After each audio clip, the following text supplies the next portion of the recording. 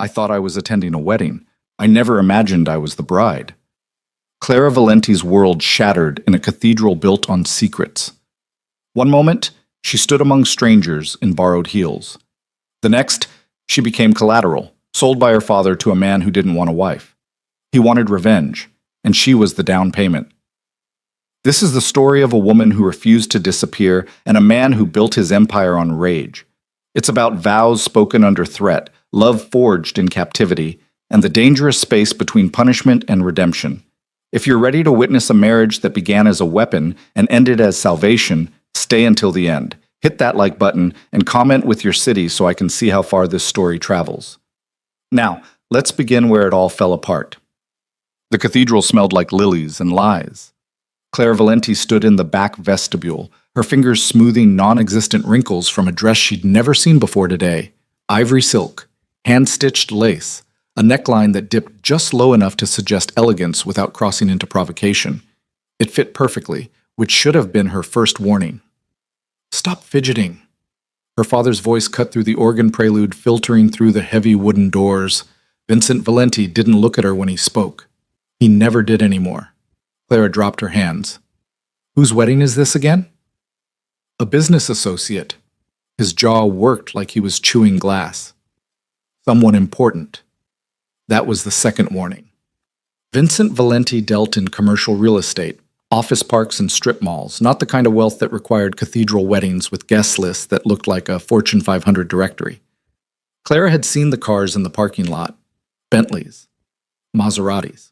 A Rolls-Royce that probably cost more than her college education. "You didn't answer my question," Clara said quietly. "Whose wedding?" Her father's hand tightened on her elbow.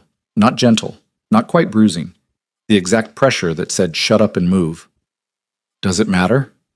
He finally met her eyes, and Clara saw something she'd never seen in her father before. Fear. Before she could respond, the vestibule doors opened. Not the outer doors leading to the parking lot and freedom. The inner doors. The ones that led to the altar. "It's time." The woman who spoke wore black despite the wedding white everywhere else. She was elegant, cold, and looked at Clara the way someone might appraise a painting they were considering purchasing. "Time for what?" Clara's voice came out smaller than she intended. Her father's grip shifted to her hand. He threaded it through his arm in what might have looked like a tender father-daughter moment, except his fingers were shaking. "Vincent." The woman in black didn't raise her voice. "We had an agreement." "I know." Her father's words barely qualified as sound. "I know." The organ music swelled. Pachelbel's canon in D. The universal sound of brides walking toward their futures. Clara's feet wouldn't move. "Dad, what's happening?" "I'm sorry." He said it so quietly she almost missed it. Then louder, to the woman in black. "She doesn't know." "Then she's about to learn." The woman stepped aside, revealing the cathedral interior beyond. Hundreds of candles, thousands of white roses, pews filled with strangers in expensive suits and designer dresses, all turned toward the back of the church, turned toward her. And at the altar, waiting beside a priest who looked like he'd rather be anywhere else, stood a man Clara had never seen before in her life. He was tall, dark-haired, handsome in the way that made you forget to breathe and remember to be afraid in the same instant. His suit probably cost more than her car. He stood with the stillness of someone who'd learned early that power didn't need to announce itself. When his eyes met hers across the length of the cathedral, Clara felt the floor tilt. Those weren't the eyes of a groom waiting for his bride. They were the eyes of a hunter who'd finally cornered his prey. "No!" The word burst out of Clara before she could stop it. "No, Dad, what is this?" Vincent Valenti had built a career on charm and confidence. He'd talked his way into deals that should have crushed him. He'd smiled through audits that should have ended him. But now, faced with his daughter's rising panic, he couldn't even meet her eyes. "You're getting married," he said. Each word sounded like it was being dragged over broken glass. Clara laughed. The sound echoed in the vestibule, sharp and jagged. Are you insane? I don't even know that man." "You will." The woman in black moved between them. Up close, Clara could see she was older than she'd first appeared. 50, maybe. With the kind of beauty that came from bone structure and the confidence that came from never hearing the word no. My son is waiting. Son. Clara's brain tried to process the word, but it wouldn't stick. Nothing about this made sense. She'd woken up this morning in her studio apartment in Midtown, planning to spend Saturday catching up on laundry and maybe finally finishing the art history book she'd been working through. Her father had called at noon saying he needed her to attend a wedding with him. Family obligation, important client. She hadn't thought twice about saying yes. She should have thought 1,000 times. I'm not marrying anyone. Clara yanked her arm free from her father's grip. The ivory silk dress suddenly felt like a costume, like someone else's skin. This is insane. This is payment. The woman's voice didn't rise, but it cut through Clara's panic like a blade. For debts your father incurred, promises he made, consequences he avoided for far too long. Clara spun toward Vincent. What is she talking about? Her father had aged 10 years in 10 seconds. The man who'd always seemed larger than life now looked hollowed out, defeated. I made some bad investments, borrowed from the wrong people. I thought I could fix it, but you couldn't. The woman in black finished his sentence with the efficiency of someone used to cleaning up other people's failures. So we came to an arrangement. Your freedom for hers. Your debt forgiven in exchange for your daughter's hand in marriage to my son. The words landed like physical blows. Clara heard them, understood them individually, but strung together, they made no sense. You sold me? She was looking at her father, but he still wouldn't meet her eyes. You sold me to pay your debts? I protected you. Vincent's voice cracked. You don't understand what these people are capable of, what they would have done to both of us if I hadn't agreed. So instead you gave me to them. Clara's voice was rising, and she didn't care. Let the whole cathedral hear. Let those strangers in their expensive clothes know exactly what kind of transaction they were witnessing. I'm your daughter, not currency. You're both. The woman in black said it without malice, just fact. And right now, you're also running out of time. The ceremony was scheduled to begin 5 minutes ago, and my son doesn't like to be kept waiting. Clara looked at the doors, the ones leading outside, to the parking lot, to her car parked 3 blocks away because the cathedral lot had been full when they arrived. She could run, kick off these heels that fit too perfectly and run. But even as she thought it, she saw the men, 2 of them, flanking the outer doors. Not obvious, not threatening, just present, hands folded, eyes forward, blocking the only exit. This is kidnapping, Clara said. Her voice shook and she hated it. This is illegal. This is business. The woman straightened Clara's veil, a veil Clara didn't remember putting on. When had that happened? And you'll find that in our world, the two are often indistinguishable. The organ music changed, no longer the prelude, the processional, the universal signal that the bride was about to make her entrance. Clara's father took her arm again. This time, she was too numb to pull away. I'm sorry, he whispered. I'm so sorry, Clara, but if you don't do this, they'll kill us both. They might anyway. But Clara heard the truth in his fear, saw it in the tremor of his hands. Whatever debts he'd accumulated, whatever promises he'd broken, the consequences were real enough to turn him into this hollow, desperate thing. The vestibule doors opened wide. The cathedral stretched before her like a beautiful, terrible tunnel. All those strangers rose to their feet, all those eyes fixed on her. And at the end of that impossible distance, the man who was apparently buying her like property waited with expression so carefully blank it might have been carved from marble. Clara took a step forward because her father's grip left her no choice. Then another. The ivory dress whispered against the stone floor. The veil obscured her peripheral vision, narrowing her world to the path ahead. She cataloged details to keep from screaming: pew decorations, white roses and silver ribbon, guest attire, the women in jewel tones, the men in dark suits that probably had labels she couldn't afford to look at. The flower girl she'd somehow missed noticing before, no more than 6 years old, watching Clara with the unfiltered curiosity of childhood. What did that little girl see? A fairy tale bride floating toward her happy ending? Or a prisoner walking to her own execution in a beautiful dress? Halfway down the aisle, Clara caught sight of a face she recognized. Her college roommate, Jen. They'd lost touch after graduation, but there she was, seated 5 rows back, looking as confused as Clara felt. When their eyes met, Clara tried to signal with just her expression. Help me. This isn't what it looks like. I don't know what's happening. But Jen just smiled, gave a small wave, probably thought Clara was having pre-wedding jitters. No one was going to help her. No one even knew she needed help. The man at the altar didn't move as she approached, didn't smile, didn't offer any of the warmth you'd expect from a groom seeing his bride. He simply watched her with those dark, unreadable eyes until her father delivered her to the steps and retreated like a soldier abandoning his post. Up close, the groom was even more devastating and more terrifying. He had the kind of face that belonged on magazine covers or movie screens. Sharp jawline, straight nose, lips that might have been sensual if they weren't pressed into such a hard line. But it was his eyes that trapped her, dark brown, almost black, windows that showed absolutely nothing of whatever was happening behind them. Clara Valenti.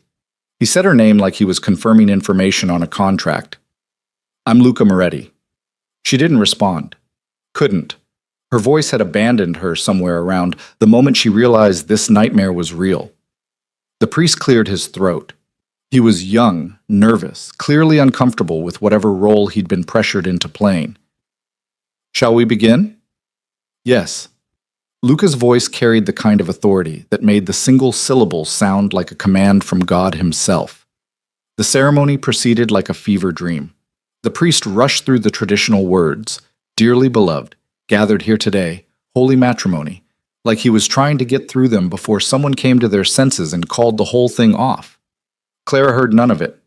Her entire awareness had narrowed to the man standing beside her. Luca Moretti. Her groom. Her jailer. Her father's debt made flesh. Do you, Luca Moretti, take this woman to be your lawfully wedded wife? I do. No hesitation. No emotion. Just clinical agreement to terms.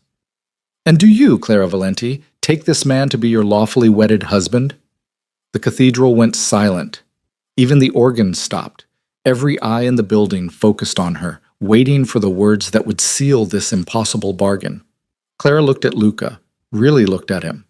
And for just a second she saw something flicker in those carefully controlled eyes. Not warmth, not kindness, but recognition. Like he saw exactly what this cost her, and simply didn't care. Her voice broke on the single syllable. Say it. Luca's words were barely a whisper, meant only for her. Or your father dies tonight. Your choice. Not a threat. A promise. Clara heard the difference. She thought about running again, thought about screaming, thought about all the ways this moment would define the rest of her life, however long or short that turned out to be. I do. The words tasted like ashes. Then, by the power vested in me, the priest was practically sprinting now. I now pronounce you husband and wife. You may kiss the bride. Luca's hand came up to cup Clara's face. Large, warm, surprisingly gentle for someone who just bought himself a wife. He tilted her chin up, and for a moment Clara thought she saw something almost like regret in his eyes. Then his lips met hers, and the world exploded into camera flashes and polite applause. The kiss lasted exactly 3 seconds. Long enough to seal the vows, short enough to make clear this wasn't about passion or desire. It was about ownership, claim, the final signature on a contract written in her father's cowardice and her own forced compliance. When Luca pulled back, his hand dropped from her face like he'd touched something distasteful. Smile, he said quietly. They're watching. Clara turned toward the congregation, toward all these strangers who'd witnessed her sale disguised as ceremony, and pulled her lips into something that might have passed for happiness if you didn't look too closely. The recessional music started. Luca took her arm, and they walked back down the aisle together. Man and wife, husband and prisoner. Every step felt like walking underwater. Clara's mind kept circling the same impossible reality. An hour ago, she'd been free. Now she was married to a stranger who'd purchased her like property and looked at her like she was a problem to be managed. The receiving line happened in a blur. Strangers congratulated her. Strangers kissed her cheek. Strangers called her Mrs. Moretti like the name had always belonged to her. Luca accepted their well wishes with the bare minimum of courtesy, his hand never leaving the small of Clara's back. Possessive, proprietary. A constant reminder that she wasn't going anywhere. When Jen finally reached them, Clara tried again to communicate with her eyes. This is wrong. This is a mistake. Please see what's happening. But Jen just hugged her tight and whispered, I can't believe you didn't tell me you were dating someone. He's gorgeous, Clara. You're so lucky. Lucky. Clara felt hysterical laughter building in her chest and swallowed it down before it could escape. The reception was held in the cathedral's adjacent hall, a converted monastery that had been transformed into something out of a luxury magazine spread. Crystal chandeliers, tables set with china that probably cost more per place setting than Clara made in a month. A string quartet playing Vivaldi in the corner. Clara was directed to the head table like a chess piece being moved into position. Luca sat beside her, close enough that their shoulders touched, close enough that she could smell his cologne, something expensive and understated that probably had a name in Italian or French. You did well, Sun, he said, not looking at her. His attention was on the room, cataloging guests, noting conversations, a general surveying his troops. I had a gun to my head. Clara kept her voice low, aware of the people nearby. That tends to motivate cooperation. Metaphorically speaking, Luca's lips quirked in something that might have been amusement on someone with a soul. I never actually threatened you with a weapon.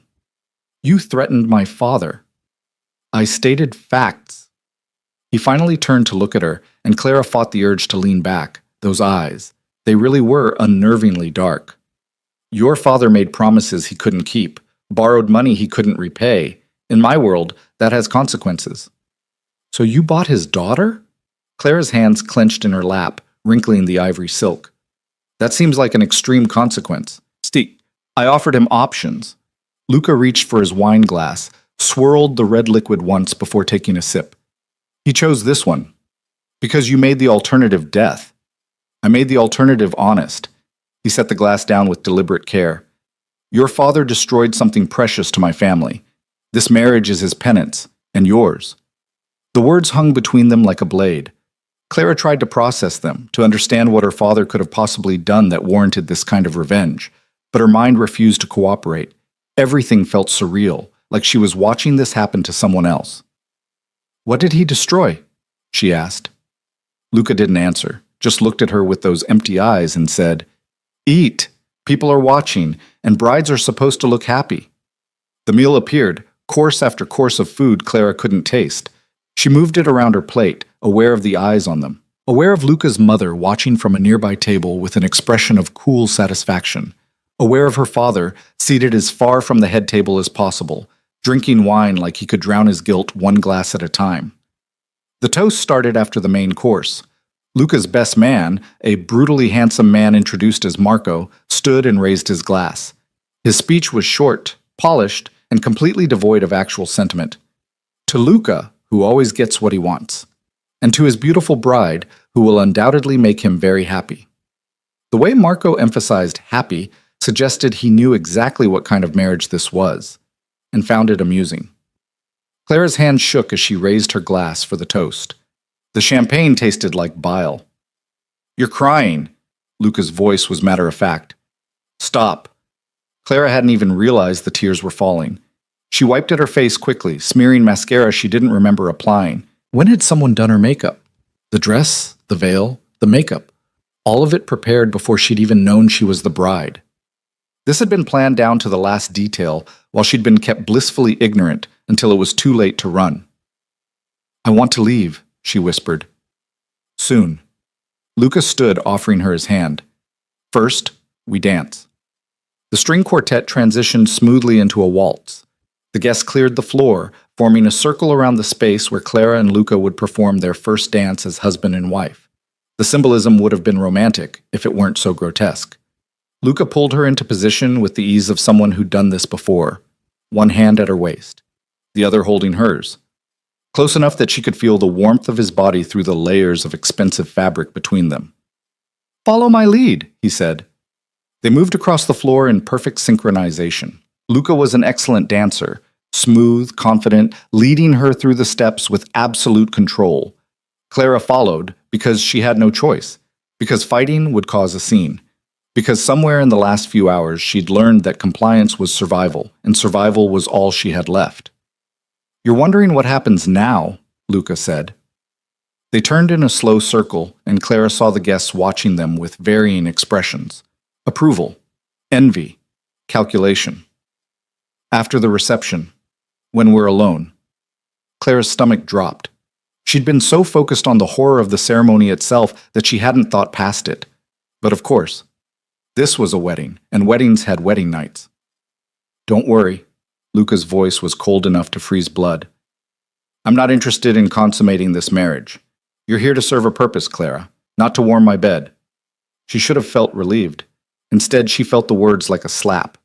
Being wanted would have been a violation, but being dismissed as not even worth wanting was its own kind of degradation. What purpose? Clara asked as they turned again. Punishment. Luca said it simply, honestly.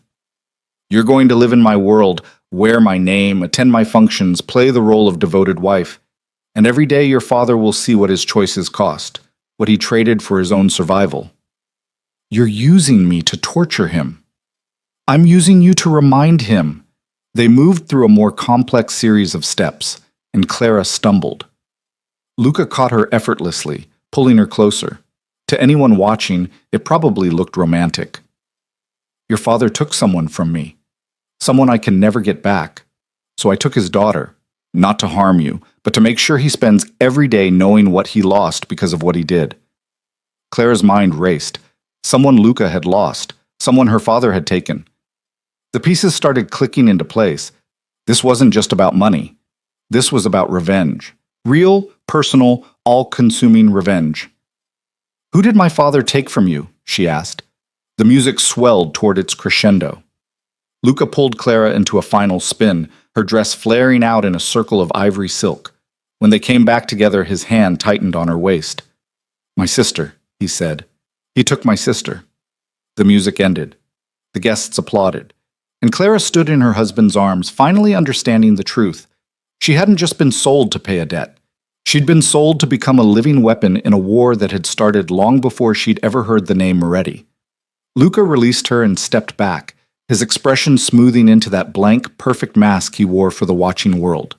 He offered her his arm, and Clara took it because every eye in the room was on them. They made their way back to the head table, accepting more congratulations, more well wishes, more lies dressed up as celebration. Clara smiled until her face hurt, nodded until her neck ached, played the role of happy bride because the alternative was admitting in front of all these powerful strangers that she was trapped in a marriage that had nothing to do with love and everything to do with vengeance. The reception finally, mercifully, wound down. Guests began to leave, pressing envelopes into Luca's hands, probably more money, more gifts, more tributes to the man who'd just acquired himself a wife, like she was a new watch or car.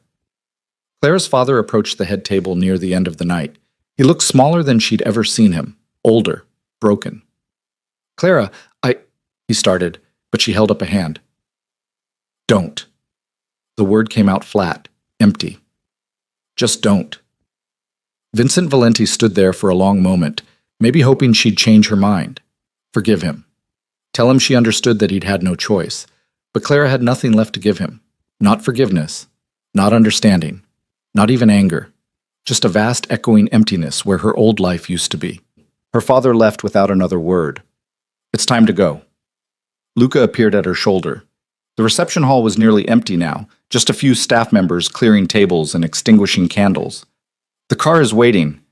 Clara followed him outside into a night that felt too normal. Stars overhead, a slight breeze carrying the scent of the roses from the ceremony. Somewhere nearby, someone was laughing. The world hadn't ended. It had just fundamentally rearranged itself into a shape Clara no longer recognized. A black SUV waited at the curb. Luca opened the door and gestured for her to enter. Clara hesitated, and for just a second their eyes met. You could run, Luca said quietly. Try to disappear, change your name, start over somewhere far from here. Hope flickered in Clara's chest before she could stop it.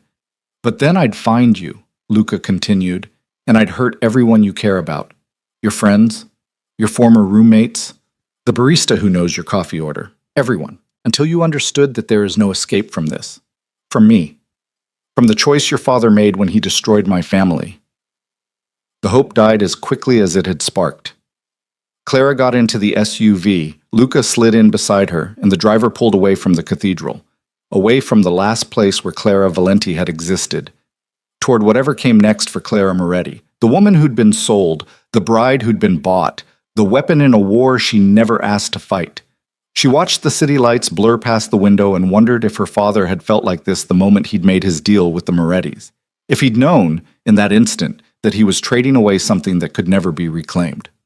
"Where are we going?" Clara asked. Luca didn't look at her. Home. But they both knew the word was a lie.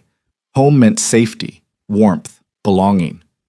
What waited for Clara at the end of this drive was a beautiful cage, and the beginning of a marriage that was really a prison sentence for crimes she'd never committed, handed down by a judge who'd decided her suffering was the price for her father's sins.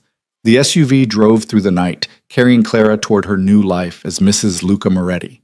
And behind them, in the cathedral where it had all begun, the candles finally burned out, leaving nothing but darkness and the fading scent of roses that had celebrated a wedding that was really a funeral for the woman Clara had been, for the future she'd imagined, for the freedom she'd taken for granted right up until the moment it was ripped away. The SUV turned onto a private road. Through the trees, Clara caught glimpses of a house. No, an estate. Sprawling, modern, surrounded by walls and gates that would keep the world out, and keep her in.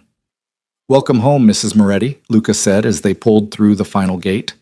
Clara said nothing. There was nothing left to say. The estate revealed itself in sections as they drove up the long driveway. First, the manicured grounds lit by strategically placed spotlights. Then the modern architecture of glass and steel that somehow managed to look both welcoming and impenetrable. The house sprawled across what must have been several acres, wings extending in different directions like a fortress designed by someone with unlimited money and a pathological need for control. Clara's reflection stared back at her from the SUV window. The veil was gone. She'd pulled it off somewhere during the reception, but the ivory dress remained, a reminder of vows she'd never wanted to speak. She looked like a ghost of someone else's wedding day. The driver stopped at the main entrance. Luca exited smoothly and came around to her door, opening it with the courtesy of a man who'd been raised with old-world manners. Clara almost laughed at the absurdity. He'd bought her like property, but heaven forbid he let her open her own car door. She stepped out, and the night air hit her face, cooler now, carrying the scent of jasmine from somewhere in the darkness. The front door opened before they reached it, revealing a woman in her 60s with steel-gray hair pulled into an efficient bun. "Mr. Moretti." The woman's eyes flicked to Clara with assessment. "Welcome home." "Thank you, Anna." Luca placed a hand on Clara's lower back, guiding her forward. "This is my wife, Clara. Please show her to her room." Her room, not their room. Clara felt something twist in her chest, relief mixed with a humiliation she hadn't expected. Being dismissed to separate quarters should have felt like mercy.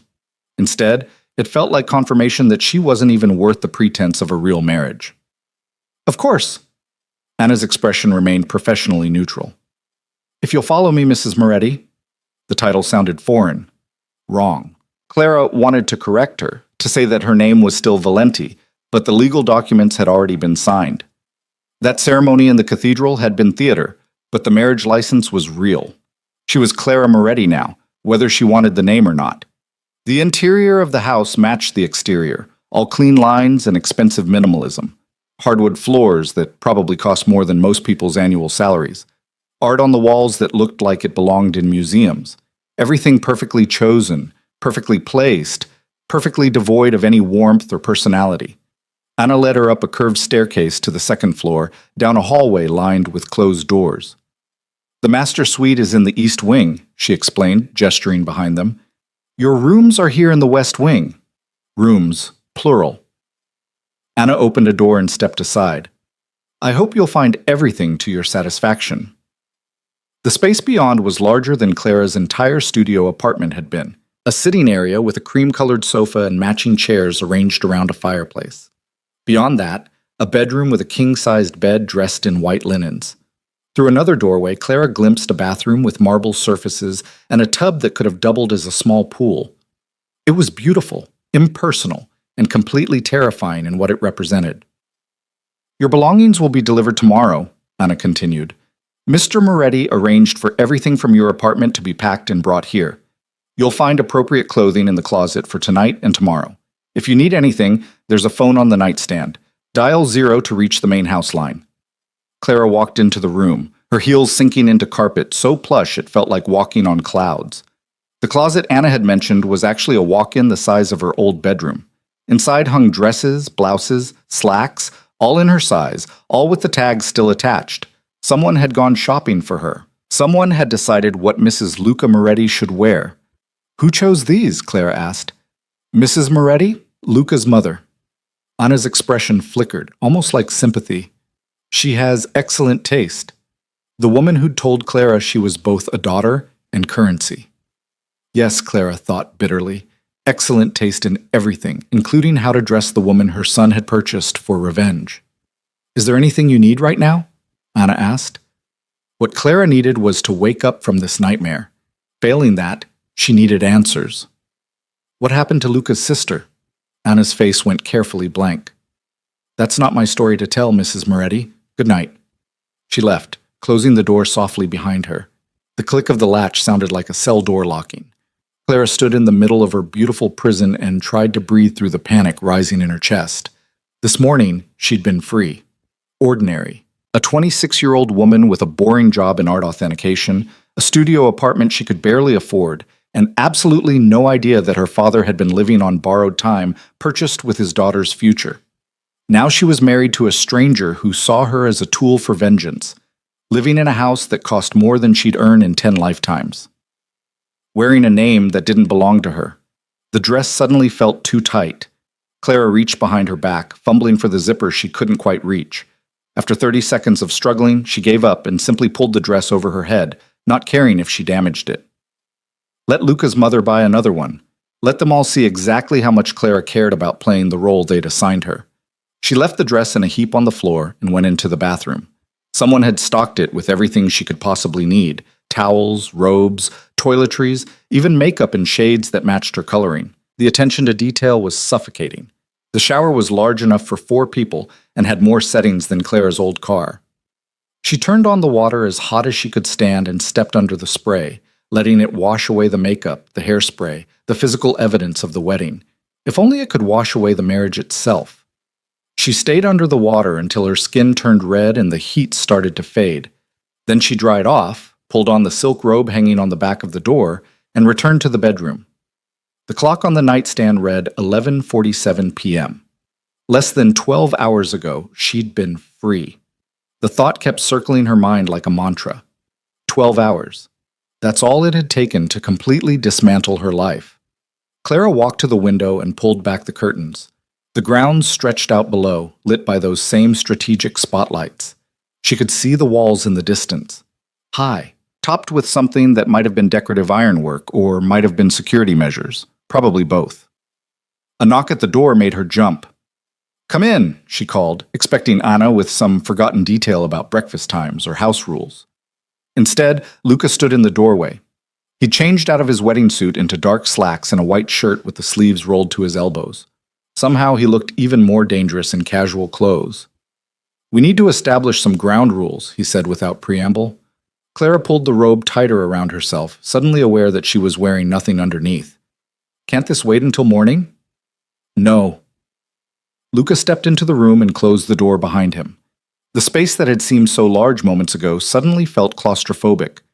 "You'll be expected to attend functions with me, dinners, charity galas, business events. You'll dress appropriately, smile appropriately, and answer questions about our relationship with appropriate enthusiasm." Appropriate. Clara heard the bitterness in her own voice. "Is there a script you'd like me to memorize?" "There's a performance I expect you to deliver." Luca's eyes remained cold. "Convincing, consistent. You're madly in love with me. We met through mutual friends 6 months ago. The wedding was rushed because neither of us wanted to wait." "That's quite a story." "It's the story everyone will believe because the alternative, that I bought you from your father to settle a debt, is too ugly for polite society to acknowledge." He moved closer, and Clara fought the urge to step back. "You'll learn the details. Our supposed first date, where I proposed, the romantic lies that make this palatable." "And what do I get in return for this performance?" Clara asked. "You get to keep breathing." Luca said it without inflection. "Your father gets to keep his business, what's left of it. Your friends continue their lives without suddenly experiencing mysterious accidents or financial difficulties." So I'm a hostage. You're a wife. He gestured to the room around them. An extremely well-kept wife. You have access to everything in this house except my private office and the East Wing. You have credit cards in your new name, a car at your disposal, though the driver will report everywhere you go. The illusion of freedom with the reality of surveillance. Clara's hands clenched into fists. How generous. It is, actually. Luca's voice hardened. You could be locked in this room 24 hours a day, fed through a slot in the door, kept in conditions that make your current situation look like paradise. Don't mistake my restraint for kindness, Clara. It's strategy. A broken, obviously mistreated wife would raise questions. A happy, well-dressed wife confirms that Luca Moretti has everything under control, including me, especially you. He reached into his pocket and pulled out a small velvet box. You forgot this at the reception. He opened the box to reveal a ring, a diamond so large it looked almost obscene, set in platinum that caught the light like captured ice. The engagement ring she'd never received because there had been no engagement, just a transaction disguised as romance. Put it on, Luca said. Clara's stomach turned. No. Excuse me? The temperature in the room seemed to drop 10 degrees. I said no. Clara met his eyes and held them, even though every instinct screamed at her to look away. You can force me to live here. You can threaten my father and my friends. You can make me attend your functions and smile for your business associates, but you cannot make me put on that ring and pretend it means anything other than what it is. A collar dressed up as jewelry. For a long moment, Luca just stared at her. Clara waited for the explosion, the violence, the punishment for daring to defy him. Instead, he laughed. It was a short, sharp sound with no humor in it. You have some spine after all. I was beginning to wonder. He snapped the box shut and slipped it back into his pocket. Fine, no ring, but the rest of the rules stand. You attend events, you play the role. You convince everyone that this marriage is real and that you're grateful to be Mrs. Moretti. And if I refuse, then people start getting hurt. Luca moved to the door. Starting with your friend Jen, the one who was so happy for you at the wedding. It would be a shame if her accounting firm suddenly discovered irregularities in her work, or if her apartment building developed serious structural issues that made it uninhabitable. These things happen, Clara, especially to people who are unfortunate enough to be connected to women who don't understand when they've been given a gift. The threat was so casual it took Clara a moment to process it. You're a monster. I'm a man who keeps his promises. Luca opened the door. And I promised myself that your father would pay for what he did. That promise doesn't require me to be kind to you, just to keep you alive and presentable. Everything else is negotiable based on your behavior. He paused in the doorway, his profile sharp against the hallway light. Breakfast is at 7. Don't be late. The door closed behind him, and Clara was alone again. She sank onto the edge of the bed, her legs suddenly unable to support her weight. The silk robe felt too thin. The room felt too cold. Everything felt wrong in a way that she couldn't articulate. Her phone. The thought struck her suddenly. She'd left it in her purse at the wedding. Maybe it was here. Maybe she could call someone. The police. A lawyer. Anyone who could help her escape this nightmare. But even as she thought it, she knew it was pointless. Luca's family clearly had money and power that extended far beyond what Clara had imagined. The cathedral wedding. The guest list that looked like a who's who of the city's elite. The casual way Luca threatened to destroy her friend's life without any apparent concern that someone might stop him. These weren't people the police could touch. These weren't problems a lawyer could solve. Clara lay back on the bed and stared at the ceiling. Somewhere in this massive house, Luca was probably doing the same thing. Or maybe he was sleeping peacefully, untroubled by the fact that he'd just imprisoned a stranger in a marriage she never consented to. What had her father done to Luca's sister? The question circled endlessly. What could possibly have warranted this level of revenge? Sleep didn't come. Clara watched the clock count through midnight and into the early morning hours, her mind cycling through everything that had happened, everything Luca had said, trying to find some way out that didn't end with everyone she cared about getting hurt. She must have dozed eventually because the next thing she knew, light was streaming through the windows and Anna was knocking on the door. Mrs. Moretti, it's 6:30. Mr. Moretti asked me to remind you about breakfast. Clara dragged herself upright, her body aching like she'd been in a fight. In a way, she supposed she had been, and lost. The closet offered up clothes chosen by Luca's mother, a silk blouse in deep green, black slacks, and heels that were somehow exactly her size. Clara dressed mechanically, her hands going through the motions while her mind stayed carefully blank. If she thought too hard about any of this, she'd break. And breaking wasn't an option. She found her way downstairs by following the smell of coffee. The kitchen was enormous, all stainless steel and marble countertops. Luca sat at an island reading something on his tablet, dressed in a charcoal suit that probably cost more than Clara's car. He looked up when she entered. His eyes tracked over her outfit with the detached assessment of a buyer examining merchandise. "Good," was all he said. Anna appeared with coffee and placed it in front of Clara without being asked. The domestic normalcy of it was surreal. "You have an appointment this afternoon," Luca said, setting down his tablet, "with a stylist. She'll help you understand what's expected in terms of appearance." "I know how to dress myself." "You know how to dress Clara Valenti, the art authentication specialist who lives in a studio apartment in Midtown." Luca's voice remained even. "You need to learn how to dress Clara Moretti, wife of a man whose net worth is measured in 9 figures.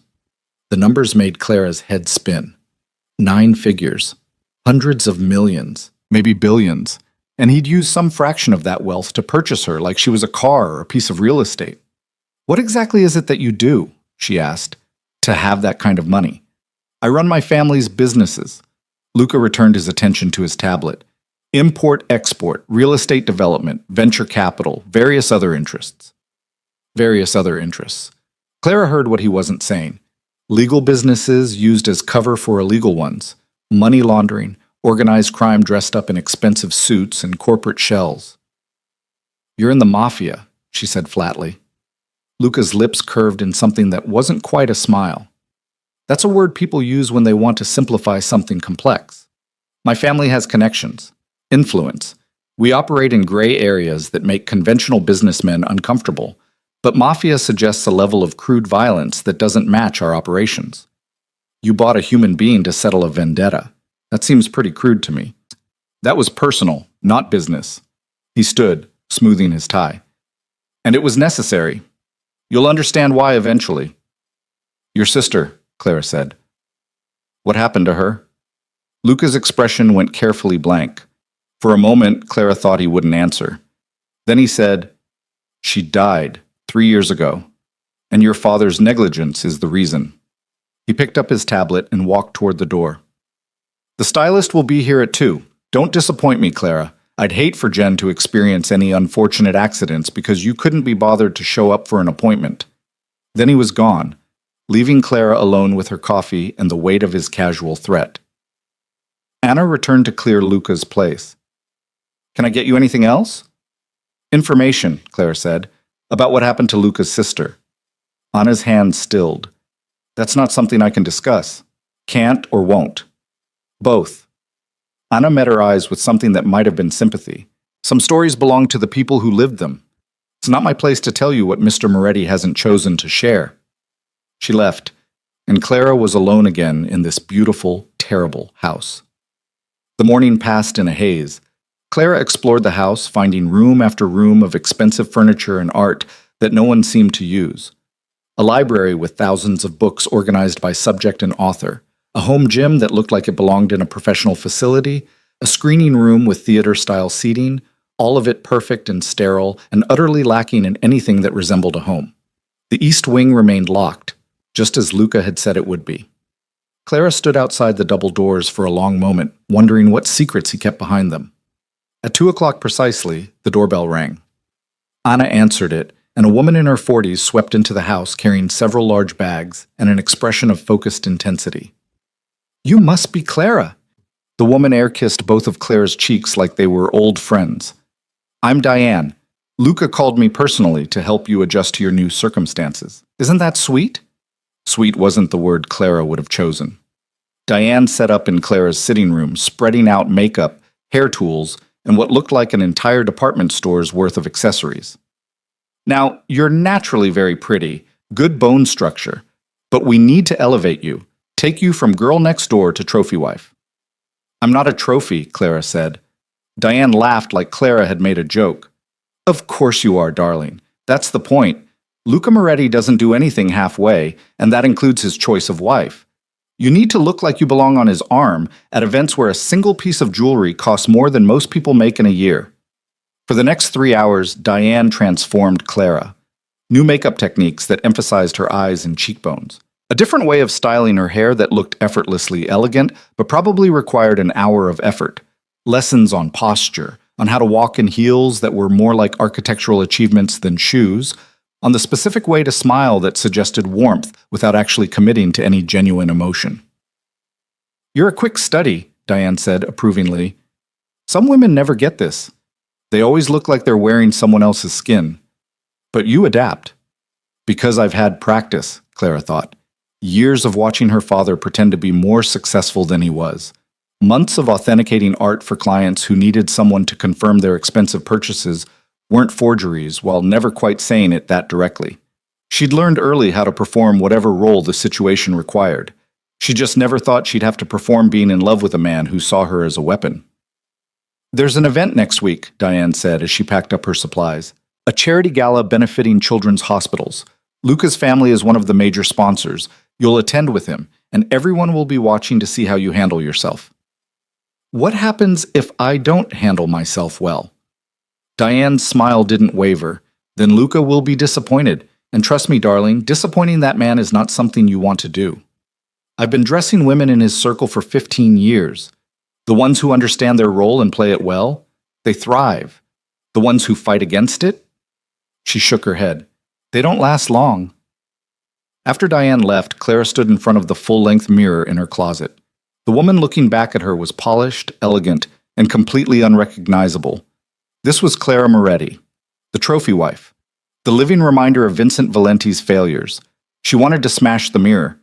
Instead, she carefully removed all the makeup Diane had applied and scrubbed her face clean. Luca returned home just before 7. Clara heard his voice in the foyer speaking to Anna about something, then footsteps approaching her wing. He knocked this time, a small courtesy that somehow made everything worse. "Come in," Clara called. Luca entered, still in his suit from this morning. His eyes went to her bare face, her casual clothes, jeans and a t-shirt from the selection his mother had provided, and something flickered across his expression too quickly for Clara to read. "Diane said the appointment went well," he said. "Diane taught me how to be your perfect accessory." Clara kept her voice level. "Congratulations. Your investment is already showing returns." "Is that what you think you are? An investment?" "Aren't I?" Clara stood from where she'd been sitting on the couch. "You spent whatever my father owed you, plus the cost of this whole arrangement. The wedding, the house, the clothes, the stylist. All of it calculated to produce a specific return. My father's suffering and your satisfaction." Luca studied her for a long moment.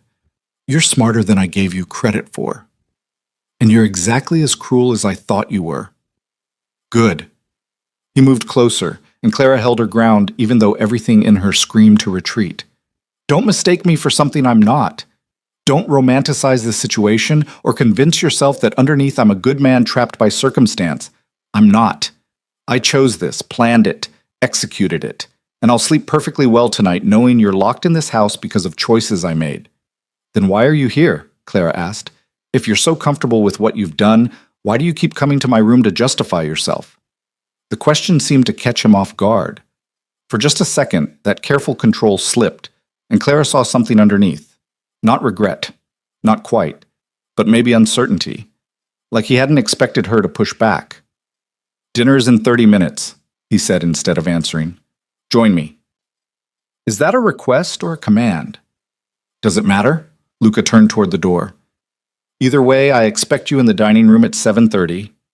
He left, and Clara stood alone in her beautiful prison, wondering how long she could keep challenging him before he stopped finding it interesting and started finding it intolerable. She changed into one of the dresses from the closet, simple, elegant, the kind of thing that would pass for appropriate dinner wear in a house like this. Then she made her way to the dining room. Luca was already seated at the head of a table large enough for 12. Place settings had been arranged at opposite ends, maximizing the distance between them while still technically sharing a meal. Clara took her seat and waited while Anna served the first course, some kind of soup that probably had a French name and cost more to make than seemed reasonable. They ate in silence for several minutes, Then Luca said, "Tell me about yourself." Clara's spoon paused halfway to her mouth. "Excuse me? You know about me, my business, my family, my reasons for marrying you. I know nothing about you except that you're Vincent Valenti's daughter and you worked in art authentication." He set down his spoon. "Tell me something true about Clara Valenti." "Why do you care?" "I don't." Luca's honesty was almost refreshing. "But we'll be attending events together. People will ask questions.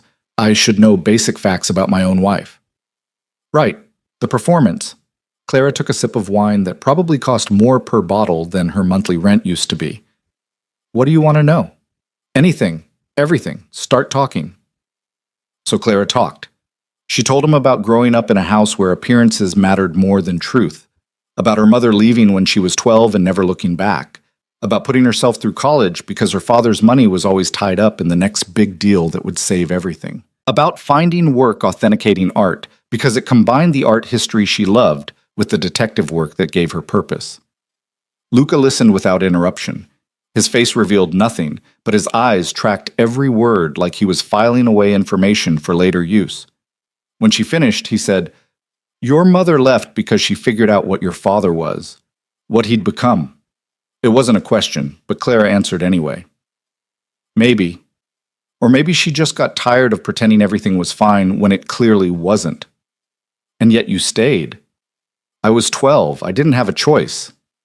"You had a choice later," Luca pointed out. "You could have cut contact, built a life completely separate from him. Instead, you remained close enough that when he called about a wedding, you came without question." The observation cut deeper than Clara wanted to admit. "He's still my father. He sold you to save himself." Luca's voice remained even. "That's not love. It's survival instinct dressed up as parental responsibility. And buying someone to use as a tool for revenge, what's that dressed up as?" "Justice." Luca stood, done with his meal even though they'd barely started. "Finish your dinner, Clara. Tomorrow we'll begin preparing for the gala. You'll need to learn names, faces, relationships. The social landscape you're about to navigate is more dangerous than you realize." He left her alone in the dining room with a table full of expensive food she couldn't taste and the echo of his final word. Justice. Clara had spent her career distinguishing real from fake, authentic from forgery. She'd developed an eye for the tiny tells that revealed when something was pretending to be what it wasn't. And everything about Luca Moretti's Justice felt like the most elaborate forgery she'd ever encountered. Beautiful on the surface, carefully constructed. But underneath, where the truth lived, it was just revenge dressed up in prettier language. She finished her wine and went back to her room, already planning for tomorrow. If Luca wanted her to play a role, she'd play it. But she'd also watch, learn, find the cracks in his control. Because everyone made mistakes, even men who thought they were untouchable. And Clara was very good at spotting forgeries, even the ones that looked perfect. The week leading up to the gala passed in a blur of preparation that felt more like military training than wedding bliss. Every morning, Luca appeared at breakfast with a new dossier of information Clara needed to memorize, names and faces of people who would be at the event, their business relationships to the Moretti family, their wives, their scandals, their carefully hidden secrets that everyone in their circle knew, but nobody discussed openly. "Marcus Delacroix," Luca said, sliding a photo across the breakfast table on the third morning. "Imports luxury goods from Europe, married to his second wife, Simone. First wife died in a boating accident that was ruled suspicious but never investigated. He owes my family 7 figures from a deal that went south in 2023. Clara studied the photo. Delacroix looked like a cartoon villain, slicked back hair, 2 white teeth, the kind of tan that came from a bottle or a tanning bed. And I need to know this because when he asks you how we met, you'll smile and tell him the story we've agreed on. And when he mentions his debt or tries to use you to get information about when I might call it in, you'll deflect gracefully and tell me everything he said the moment we're alone. You want me to spy for you. I want you to be useful." Luca's eyes remained on his tablet, scrolling through what looked like financial reports. "Otherwise, you're just expensive decoration." Clara bit back the response that rose to her lips. She'd learned over the past few days that arguing with Luca was pointless. He had an answer for everything, delivered with the kind of calm certainty that made you feel stupid for questioning him in the first place. Instead, she memorized Delacroix's face and moved on to the next photo, and the next, and the next. By the time breakfast ended, her head felt stuffed with names and scandals and the intricate web of connections that linked everyone in Luca's world. The afternoons were devoted to other lessons: how to navigate a room full of predators disguised as philanthropists, how to accept compliments that were really insults, how to deliver insults that sounded like compliments. The social warfare of the extremely wealthy, fought with smiles and champagne and perfectly timed observations that could destroy reputations without anyone raising their voice. Diane returned twice more, each time with refinements to Clara's appearance: a slightly different shade of lipstick, a new way to style her hair that looked effortless but required 45 minutes and enough hairspray to shellac a building, jewelry lessons, when to wear diamonds versus pearls, how much sparkle was confident versus desperate, the subtle messages sent by a woman's choice of earrings. "You're representing Luca now," Diane reminded her during the second visit. "Every choice you make reflects on him. Every outfit, every accessory, every word you speak in public. You're not just Clara anymore. You're a Moretti. Act accordingly." The words settled over Clara like a weight. She wasn't just Clara anymore. The woman she'd been, the art authenticator with a tiny apartment and a normal life, had been erased as thoroughly as if she'd never existed. In her place stood this polished stranger who knew how to navigate social minefields and could identify the difference between Cartier and Tiffany at 20 paces. The nights were the hardest. Luca rarely joined her for dinner after that first evening, usually sending word through Anna that he was working late or had business to attend to. Clara ate alone in his formal dining room, or, when she couldn't stand the echo of her own thoughts in that cavernous space, in her bedroom, while staring at the walls that were starting to feel more like a cage than a sanctuary. She tried calling her father twice. Both times the calls went to voicemail. She didn't leave messages. What would she even say? That she was fine? That would be a lie. That she hated him? He already knew that. That she forgave him? She couldn't manage that level of dishonesty, even to make them both feel better. On the fifth night, Clara was lying in bed reading one of the books from Luca's library, a first edition of The Great Gatsby that was probably worth more than her car, when she heard voices in the hallway. Male voices. Angry. She set down the book and moved to the door, pressing her ear against the wood. "Can't keep doing this." The voice was unfamiliar. Young, strained with an emotion Clara couldn't quite identify. "It's been 3 years, Luca. 3 years. At some point you have to let it go." "I'll let it go when justice has been served." Luca's voice was cold enough to freeze water. "And justice requires him to understand exactly what he took from us." "He understands. You made sure of that when you destroyed his business, when you blacklisted him from every legitimate venture in the city, when you took his daughter and turned her into whatever this is." Clara's breath caught. They were talking about her.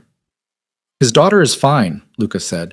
"She's living in luxury, wearing clothes worth thousands, eating food most people will never taste. I've been remarkably kind, all things considered." "Kind?" The other voice rose, then dropped again, like someone had remembered to keep quiet. "You bought a human being, Luca. You forced her into a marriage she didn't want. That's not kind. That's sociopathic. Don't lecture me about morality, Marco. Not when you've done worse for less compelling reasons." Marco. Clara remembered the name. Luca's best man. The one who'd given that toast about Luca always getting what he wanted. "That was business," Marco said. "This is personal. And personal makes you sloppy, makes you vulnerable. What happens when she figures out the truth?" "What truth?" Luca's voice had gone dangerously quiet. "That you're not the villain you're pretending to be. That this whole thing, the cold husband, the forced marriage, the elaborate revenge, it's all theater designed to hurt her father, but underneath, you actually feel guilty about what you're doing to her." Silence. Clara pressed closer to the door, her heart hammering. "Get out," Luca finally said. "Luca, get out." Footsteps retreated down the hallway. A door slammed somewhere in the east wing. Then silence settled over the house like snow, muffling everything. Clara moved away from the door and sat on the edge of her bed, Marco's words echoing in her head. Luca felt guilty? That didn't match anything she'd seen from him. The man who'd bought her like property and threatened her friends didn't have room for guilt. He'd made that perfectly clear. Unless he was lying.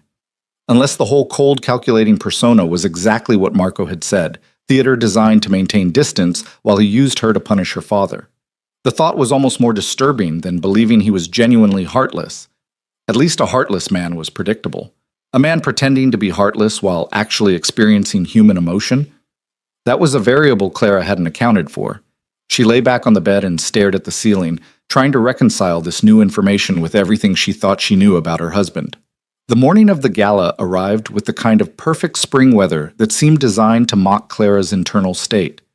Sunny, warm, birds singing outside her window like the world wasn't completely insane. Diane appeared at noon with 2 assistants and enough equipment to transform Clara into whatever version of herself would survive the evening ahead. The dress had been delivered the day before, a floor-length gown in deep emerald silk that somehow managed to be both modest and devastating. It had cost more than Clara used to make in 6 months. She knew because she'd found the receipt hidden in the garment bag. The transformation took 4 hours. Hair curled and pinned into an elegant updo that showed off her neck and shoulders. Makeup applied with the precision of a painter working on a masterpiece. The dress fitted so perfectly it might have been sewn directly onto her body. Jewelry, diamonds, and emeralds that matched the dress and probably cost more than a small house. When Diane finally stepped back to survey her work, she smiled with genuine satisfaction. Perfect.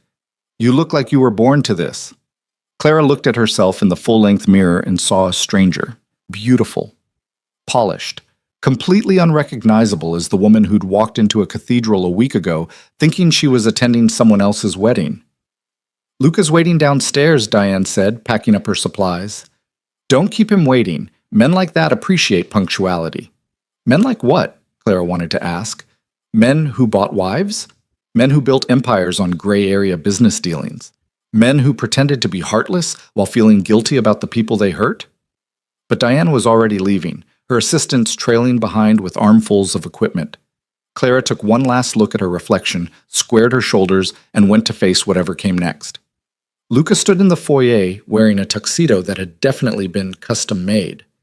He looked like he'd stepped out of a magazine spread, perfectly groomed, perfectly composed, perfectly everything. When his eyes met hers as she descended the staircase, something flickered in them. Too quick for Clara to identify, too genuine to be completely fake. You look acceptable, he said. Clara had spent enough time with him now to recognize that as Luca speak for, you look stunning. The fact that he couldn't just say it directly would have been funny if it weren't so sad. You clean up well yourself, she said, reaching the bottom of the stairs. The corner of his mouth twitched, almost a smile. The car's waiting. This time, it wasn't an SUV, but a sleek black sedan that probably cost more than most people's houses. The driver opened the door, and Clara slid into the leather interior, careful not to snag her dress on anything. Luca followed, maintaining the careful distance he always kept between them. They drove in silence through the city streets. Clara watched the neighborhoods change from residential to commercial to the kind of upscale area where even the coffee shops required memberships. The hotel where the gala was being held rose 40 stories into the evening sky, all glass and steel and architectural ambition. Remember what we discussed, Luca said as they pulled up to the red carpet entrance. Actual red carpet, with photographers. You're madly in love with me. We're blissfully happy. Any question about our marriage is answered with enthusiasm and carefully rehearsed details. I remember. And if anyone asks about your father, I deflect gracefully and change the subject, Clara finished. I know my lines, Luca. I've been rehearsing them all week. He looked at her sharply, maybe hearing the bitterness she hadn't quite managed to hide. But before he could respond, the driver was opening the door, and Clara was stepping out into the flash of cameras and the murmur of voices. Luca appeared beside her immediately, his hand finding the small of her back in a gesture that probably looked protective and possessive to the watching photographers. To Clara, it just felt like a reminder. I own you. Don't forget. They made their way up the carpet, pausing occasionally for photos. Clara smiled until her face hurt, angling herself the way Diane had taught her, body at a 3/4 turn, chin slightly down, eyes up. The pose that made women look elegant and mysterious, and not at all like hostages in expensive dresses. Mr. Moretti, who's your beautiful companion? A reporter thrust a microphone in their direction. My wife, Luca said with just the right amount of pride. Clara Moretti. When did you two get married? We had no idea you were even dating. We prefer to keep our personal life private, Luca said smoothly. But yes, we recently married. Small ceremony. Family and close friends. Small ceremony. Clara almost laughed. If you defined small as several hundred people in a cathedral that looked like it could host a papal coronation. How did you meet? The reporter pressed. This was Clara's cue. She leaned into Luca slightly, playing the part of the besotted bride. Through mutual friends about 6 months ago, he swept me off my feet. It was mutual, Luca added, looking down at her with an expression that might have passed for affection if you didn't know it was performance. I knew she was special the moment we met. The lies flowed so easily, Clara almost believed them herself. They posed for a few more photos, answered a few more questions, then moved inside before the reporters could dig any deeper. The ballroom was exactly what Clara had expected. Crystal chandeliers, marble floors, tables draped in white linen and set with china that probably cost more per plate than she used to spend on groceries in a month. The crowd was a sea of tuxedos and designer gowns, all expensive smiles and careful air kisses. Stay close, Luca murmured as they entered. And remember, you're representing me now. Everything you do reflects on my family. As if Clara could forget. They made their way through the crowd, Luca stopping every few feet to greet someone or accept congratulations on his recent marriage. Clara smiled and nodded and delivered her lines with the precision of an actor who'd rehearsed the role until it was muscle memory. Luca, there you are. A woman in her 50s approached, dripping in diamonds and Botox. And this must be your bride. My dear, you're even more lovely than the photos suggested. Thank you, Clara said, recognizing the woman from one of Luca's dossiers. Patricia Ashford, real estate mogul, divorced 3 times, ruthless in business, and even more ruthless in her personal life. How did Luca manage to catch someone as young and beautiful as you? Patricia's smile didn't quite reach her eyes. I thought he was married to his work. The comment was designed to put Clara in her place, to suggest she was some kind of trophy acquisition, which, Clara supposed bitterly, she was. I could ask you the same thing about your current husband, Clara said sweetly. He must be what, 30 years younger than you? However did you manage that? Patricia's smile froze. Luca's hand tightened almost imperceptibly on Clara's back. Whether in warning or approval, she couldn't tell. She's delightful, Patricia said to Luca, her tone suggesting she meant exactly the opposite. Where have you been hiding her? I haven't been hiding her, Luca said, just keeping her to myself until I was ready to share. They extricated themselves from Patricia and moved deeper into the crowd. Once they were out of earshot, Luca leaned down to whisper, That was reckless. That was self-defense, Clara corrected. She was testing me. If I'd let her get away with that comment, every other woman in this room would have seen me as weak. And now they see you as a threat. Good. Let them. Luca's expression shifted into something Clara couldn't quite read. You're learning faster than I expected. I'm a quick study when my survival depends on it. They continued their circuit of the room, and Clara deployed the lessons she'd learned. Smile at the right people. Deflect the wrong questions. Make the kind of small talk that conveyed sophistication without revealing anything real. It was exhausting and exhilarating in equal measure. Marcus Delacroix appeared about an hour into the event, exactly as oily and unpleasant as his photo had suggested. He cornered them near the bar, drink in hand, smile wide and predatory. Luca, congratulations on the marriage. His eyes slid over Clara in a way that made her skin crawl. You've done well for yourself. Thank you, Marcus. Luca's voice remained pleasant, but Clara felt the tension in his body. These two men hated each other. It radiated off them like heat. And Clara, is it? Tell me, how does a young woman end up married to a man like Luca? Delacroix's tone suggested the question was friendly curiosity. The look in his eyes suggested he knew exactly how and found it amusing. The usual way, Clara said. We met. We fell in love. We got married. How romantic. Delacroix took a sip of his drink. And your family approved? I understand your father is Vincent Valenti. Real estate, isn't he?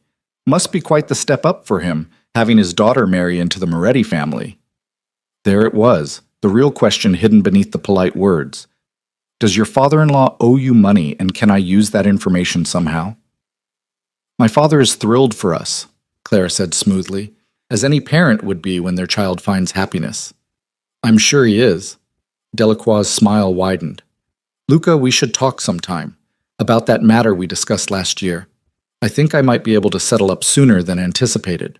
My office will be in touch, Luca said, his tone making it clear the conversation was over.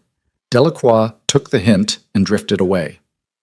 Once he was gone, Luca guided Clara toward a quieter corner of the ballroom.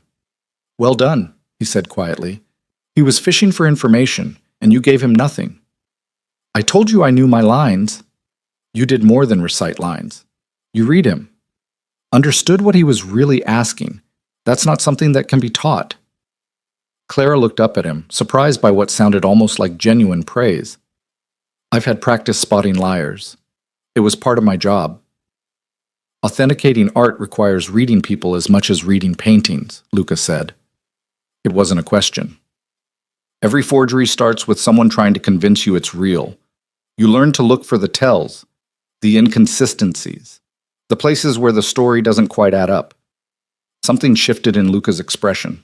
And what tells have you spotted in me? The question caught Clara off guard.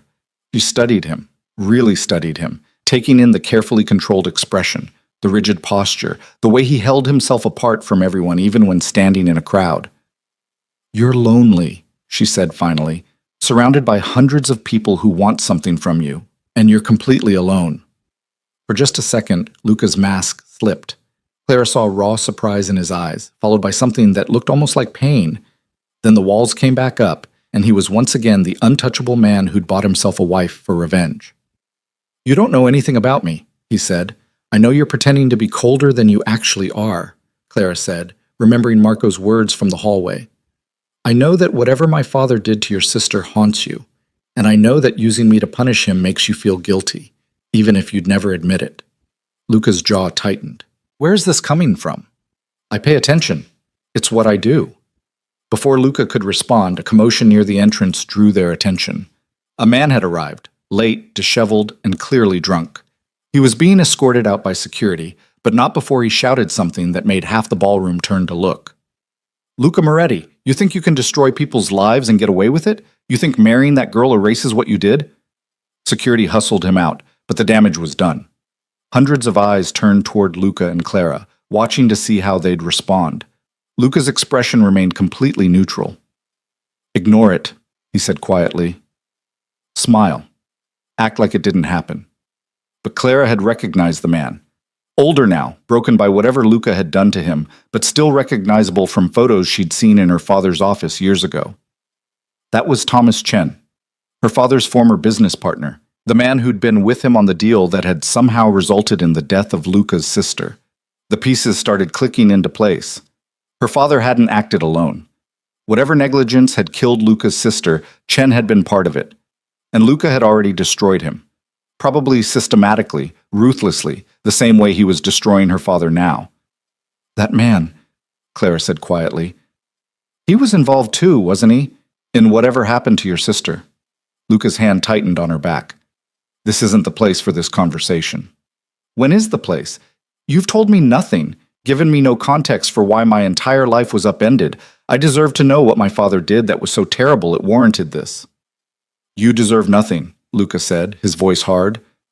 You're here because your father made choices that had consequences. That's all you need to know. They were attracting attention. People nearby were starting to stare, drawn by the tension radiating between them, despite the careful neutrality of their expressions. Clara forced herself to relax, to smile, to lean into Luca like they were having a private moment instead of a terse argument.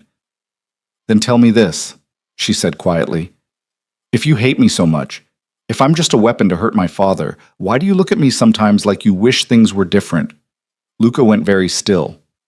You're imagining things. Am I? Because Marco doesn't seem to think so. You've been eavesdropping. I've been surviving in a house where I'm kept like a prisoner. Forgive me for using whatever tools I have available to understand my situation. The music shifted to something slower. Couples moved onto the dance floor. Luca pulled Clara with him, guiding her into the traditional waltz position without asking. If you repeat anything you overheard to anyone, he said as they began to move, there will be consequences. You mean more consequences than being forced into marriage and used as a pawn? I'm trembling. You should be. But Luca's voice lacked its usual cold certainty. He sounded almost tired. This world we're in, my world, it doesn't forgive weakness. It doesn't reward honesty. You show vulnerability, and someone uses it to destroy you. Is that what happened to your sister? Someone used her to destroy you? Luca's grip on her tightened almost to the point of pain. My sister was innocent. She didn't deserve what happened to her, and the men responsible will pay for the rest of their lives. So you're making me pay for my father's sins. How is that justice? It's the only justice available to me. Luca's eyes met hers, and for the first time Clara saw real emotion in them. Grief, rage, and underneath it all, a weariness that suggested he was as trapped by this vendetta as she was. You want to know what happened? Fine. 3 years ago, your father and Thomas Chen were developing a property. Residential building, 40 units. They cut corners on the electrical work to save money, hired contractors who weren't qualified, ignored safety inspections. My sister lived in that building. Clara's stomach dropped. She knew where this was going. There was a fire, Luca continued, his voice carefully controlled. Started in the walls because of faulty wiring. The fire exits were blocked. The sprinkler system didn't work because Chen had installed a cheaper version that wasn't up to code. My sister was trapped on the 8th floor. She died of smoke inhalation before the firefighters could reach her. The words landed like physical blows. Clara felt them in her chest, in her throat, in the sudden difficulty of drawing breath. I'm sorry, she whispered. I'm so sorry. Your sorry means nothing. Luca's voice had gone flat again. Your father knew the building wasn't safe. He knew, and he did nothing because fixing it would have cost money he didn't want to spend. So my sister died, 23 years old, brilliant, beautiful, dead because 2 men valued profit over human life. They continued dancing, moving through the steps while Clara's world rearranged itself around this new information. Her father wasn't just in debt. He was guilty of negligent homicide, the kind of crime that should have sent him to prison but probably didn't because he'd had enough money at the time to make it go away. Why didn't you go to the police? Clara asked. Why this instead of letting the legal system handle it? Luca laughed, and it was the most bitter sound Clara had ever heard. The police investigated, found no evidence of criminal intent.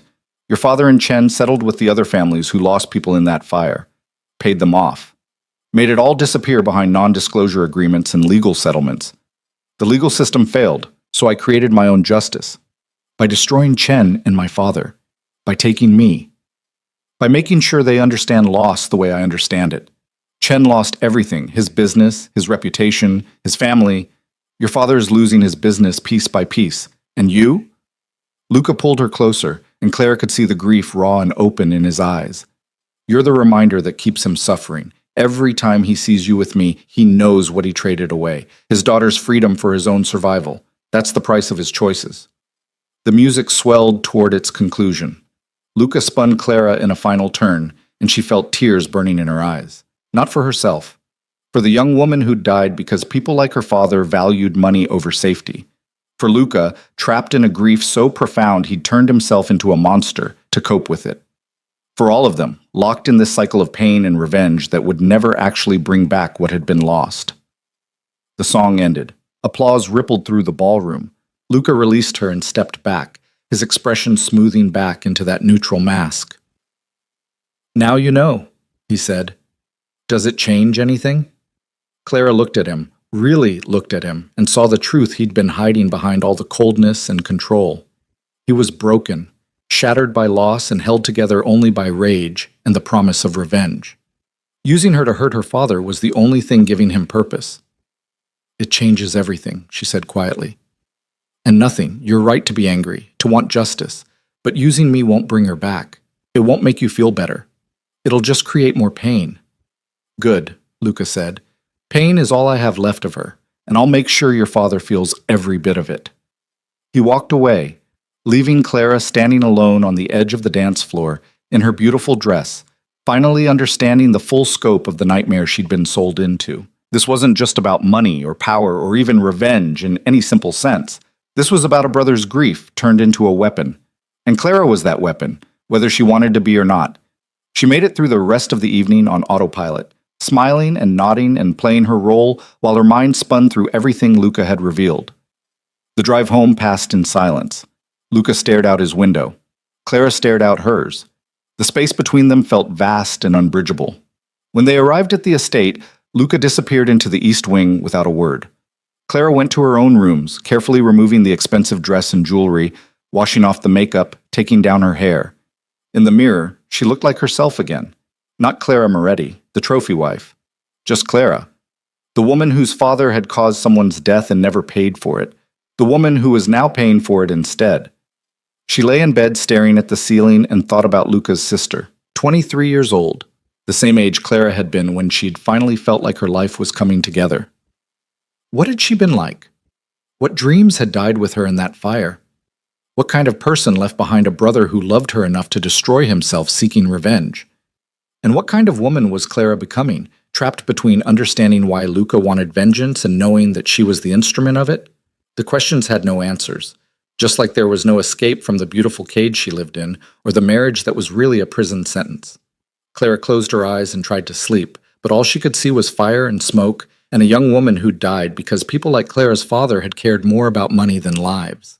And she understood finally why Luca looked at her sometimes with something that might have been regret, because she was innocent in all of this, and he knew it, and he was using her anyway. That was the truth underneath all the performance and control. Luca Moretti knew exactly what he was doing was wrong. He just didn't care enough to stop. The morning after the gala, Clara woke to find Anna standing in her doorway with an expression that might have been sympathy if the older woman allowed herself such luxuries. "Mr. Moretti asked me to inform you that he'll be away on business for the next few days," Anna said. "He left early this morning." Clara sat up, processing this information.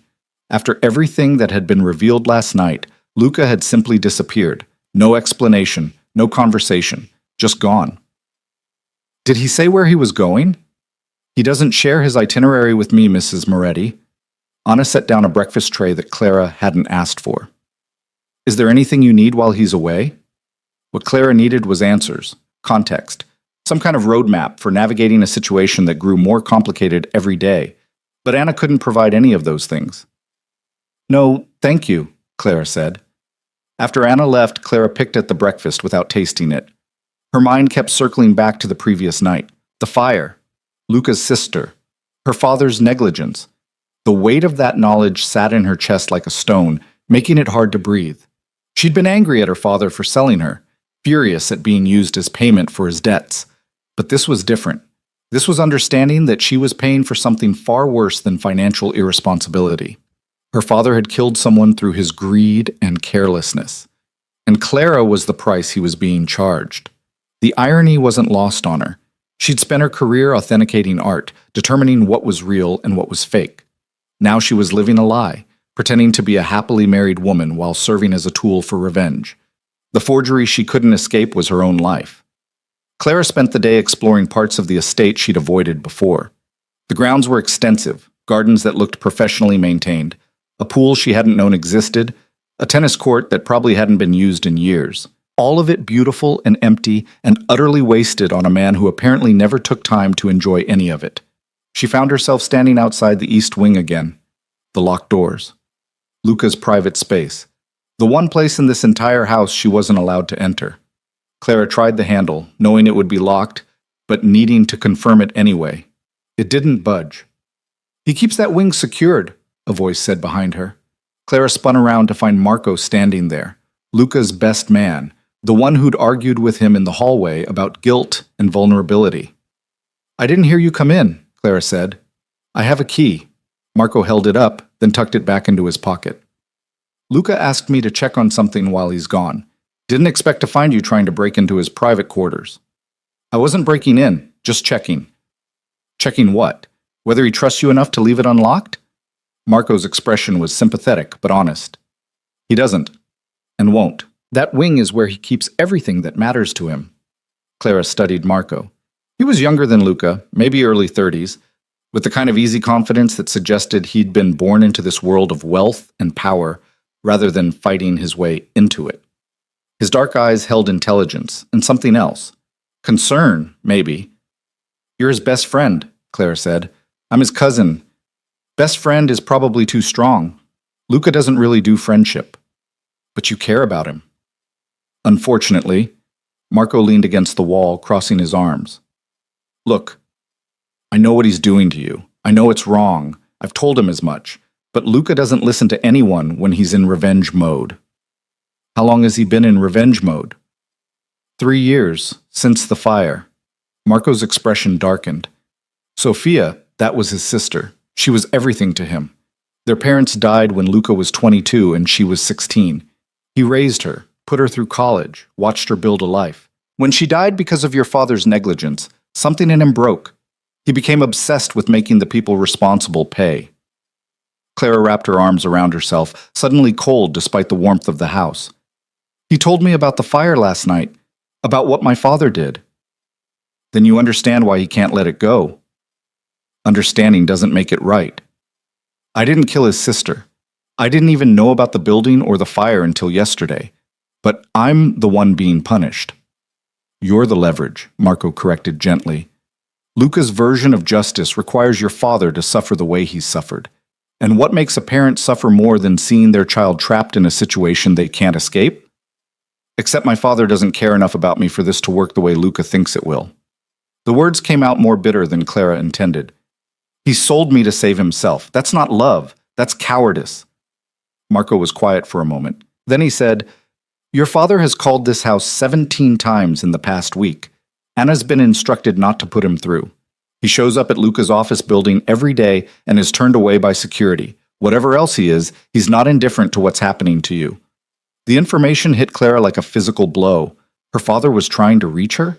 After everything that had happened, he was still trying? Why hasn't anyone told me this? Because Luca doesn't want you to know. Doesn't want you to soften toward your father or start questioning whether this revenge is justified. Marco pushed off from the wall. I probably shouldn't have said anything, but you seem like you could use an ally in this house. Someone who'll tell you the truth instead of whatever version Luca's crafted. Why would you do that? You're his family. Which is exactly why I can see what this is doing to him. Revenge isn't healing him. It's consuming him, turning him into someone I barely recognize. Marco looked at the locked doors of the East Wing. Sophia wouldn't want this. She'd hate seeing what he's become in her name. Did you know her? She was my cousin too. Brilliant, funny, kind. Everything Luca isn't anymore. Marco's voice carried real grief. She wanted to be an architect, design buildings that would last generations. Instead, she died in a building that was designed to maximize profit at the expense of safety. The irony would be funny if it weren't so tragic. Clara thought about the young woman who'd wanted to create beautiful, lasting things and had died because people like her father had cut corners. The waste of it, the absolute senseless waste. What was she like? Clara asked. Really like? Marco smiled, but it was sad around the edges. She was the person who could make Luca laugh, the only one who could talk him out of his darker moods. She believed in people even when they didn't deserve it. Luca called her naive. She called him cynical. They balanced each other. And when she died, he lost his balance. Completely. Marco looked at Clara with an expression that suggested he was seeing her clearly for the first time. You know what's interesting? You remind me of her sometimes. The way you push back against Luca. Refuse to just accept what he tells you. Sophia did that too. I doubt Luca sees the resemblance. Maybe not consciously, but I think part of why he looks so uncomfortable around you is because you're making him remember what it was like to have someone in his life who challenged him, who didn't just agree with everything he said out of fear or obligation. The observation settled over Clara like a cloak. She thought about the moments when Luca's mask had slipped, the times he'd looked at her like he was seeing someone else. Maybe Marco was right. Maybe she reminded him of the sister he'd lost, and that made using her for revenge even more complicated than he'd anticipated. He's not going to let me go, Clara said. It wasn't a question. No, not until he's satisfied that your father has suffered enough, and I'm not sure what that looks like or if it's even possible. Marco pulled out his phone, glanced at it, then back at Clara. I have to go. But Clara, be careful. Luca's unpredictable right now. Angry. And the angrier he gets, the more dangerous this situation becomes. He left through the front entrance, and Clara was alone again in the beautiful, empty house. She spent the afternoon in the library, pulling books off shelves at random and trying to lose herself in other people's stories. Anything to escape her own for a few hours. She found first editions, rare manuscripts, books in languages she couldn't read, all of it curated by someone with sophisticated taste and unlimited resources. On a bottom shelf, almost hidden behind a row of leather-bound classics, Clara found a photo album. She pulled it out and opened it before she could second-guess the invasion of privacy. The first photo showed a much younger Luca, maybe 19 or 20, with his arm around a teenage girl with dark hair and his same striking features. They were laughing at something off camera. Both of them looked happy in a way that seemed almost impossible given the Luca Clara knew. She turned the pages slowly, watching Sophia grow up in frozen moments. Sophia at her high school graduation, Luca standing beside her in a suit that didn't quite fit, Sophia in front of a university building holding up an acceptance letter. Sophia at what looked like her 21st birthday party, surrounded by friends and wearing a smile that could light up rooms. And in every photo where they appeared together, Luca looked at his sister with an expression of such profound love and pride that Clara felt her throat tighten. This was what he'd lost. Not just a sister, but the only person who'd made him happy, the only person who'd seen past the walls he built and loved him anyway. Clara closed the album and put it back exactly where she'd found it. She felt like she'd intruded on something sacred, a grief so private and profound that Luca kept it locked away in photo albums hidden behind books nobody read. The next 2 days passed in similar fashion. Clara explored the house and grounds, ate meals alone, read books from the library, tried not to think about where Luca was, or what he was doing, or whether he'd ever look at her without seeing a tool for revenge. Anna went about her duties with professional efficiency, neither friendly nor cold. The other staff Clara occasionally glimpsed, a gardener, a housekeeper, a cook who prepared meals Clara barely touched, kept their distance. She was Mrs. Moretti, the mysterious bride who'd appeared from nowhere. They were paid to serve her, not befriend her. On the third evening, Clara was in her room when she heard a car in the driveway. She moved to the window and watched Luca emerge from the back of the sedan. Even from a distance, she could see the tension in his shoulders, the exhaustion in the way he moved. He disappeared into the house, and Clara waited. Part of her expected him to come to her room, to check on her or continue the conversation they'd started at the gala. But an hour passed, then 2, and he never appeared. She found him just before midnight in the library. He was sitting in one of the leather chairs near the fireplace, a glass of whiskey in his hand, staring at flames that cast dancing shadows across his face. "You found the photo album," he said without looking at her. Clara froze in the doorway. "How did you know?" "Because it's not exactly where I left it. Close, but not exact." Luca finally turned to look at her. "You're careful, but not careful enough." "I'm sorry, I shouldn't have—" "She would have liked you," Luca interrupted. "Sophia, if you'd met under different circumstances, she would have liked you." Clara moved into the room slowly, like approaching a wounded animal. "Marco said I remind him of her sometimes. Marco talks too much." But Luca didn't sound angry, just tired. "You do, though. Remind me of her. The way you refuse to just accept things. The way you look at me like you can see past all the walls I've built. It's uncomfortable." "Good," Clara said, surprising herself. "You should be uncomfortable. You should feel something other than cold calculation and rage." "I feel plenty." Luca took a drink of his whiskey. "I just don't let it control me. It already controls you. This entire revenge plan, it's all emotion dressed up as logic. You're not pursuing justice. You're pursuing pain because you're in pain, and misery loves company." Luca's jaw tightened. "You don't know what you're talking about." "Don't I?" Clara sat in the chair across from him, maintaining eye contact even though every instinct told her to look away. "You're using me to hurt my father, but you're also hurting yourself. Every time you see me, you're reminded of what you've become. Someone who uses innocent people to settle scores. Someone your sister would be ashamed of." The words landed like a slap. Luca set down his glass with deliberate care, his movements controlled in a way that suggested violence barely restrained. "You should stop talking," he said quietly. "Why? Because I'm right? Because you know Sophia wouldn't want this? Because you're pushing me towards something neither of us will enjoy." "What, more threats? More reminders that you own me and can destroy anyone I care about? I've heard it all before, Luca. It's lost its impact." Luca stood abruptly, closing the distance between them in 2 strides. He grabbed Clara's arms and pulled her to her feet, holding her close enough that she could see the gold flecks in his dark eyes. You think you know me, he said, his voice low and dangerous. You've been in my house for 2 weeks, and you think you understand what I'm capable of. But you don't. You have no idea what I've done to the people who hurt my sister, what I'm still doing to them. Then tell me, Clara challenged. Tell me what you did to Thomas Chen. Tell me exactly how far you're willing to go for revenge. For a long moment, Luca just stared at her. His grip on her arms was tight enough to bruise, and Clara could feel the barely controlled fury radiating off him. This was the real Luca Moretti, not the cold businessman or the calculating husband. This was the broken man underneath, held together by rage and grief. Then something shifted in his expression. The anger drained away, replaced by something that looked almost like desperation. I destroyed him, Luca said quietly. Chen. I bought his company out from under him, blacklisted him from every legitimate business opportunity in 3 states. Had the building inspector who'd signed off on that faulty building reopened, investigate his other properties? Every violation, every corner he'd ever cut, I made sure it all came to light. He lost everything. His business, his reputation, his family left him. Last I heard, he's living in a 1-bedroom apartment in Queens, working retail. And my father? I'm taking it slower with Vincent. Wanted him to watch it happen. Every deal that falls through, every investor who suddenly backs out, every door that closes in his face. I want him to know exactly who's responsible and why. Oh, Luca's hands loosened on her arms but didn't release her. And I want him to see you, living in my house, wearing my name, trapped in a marriage you didn't choose. I want him to feel what I felt, powerless to save someone you love from suffering.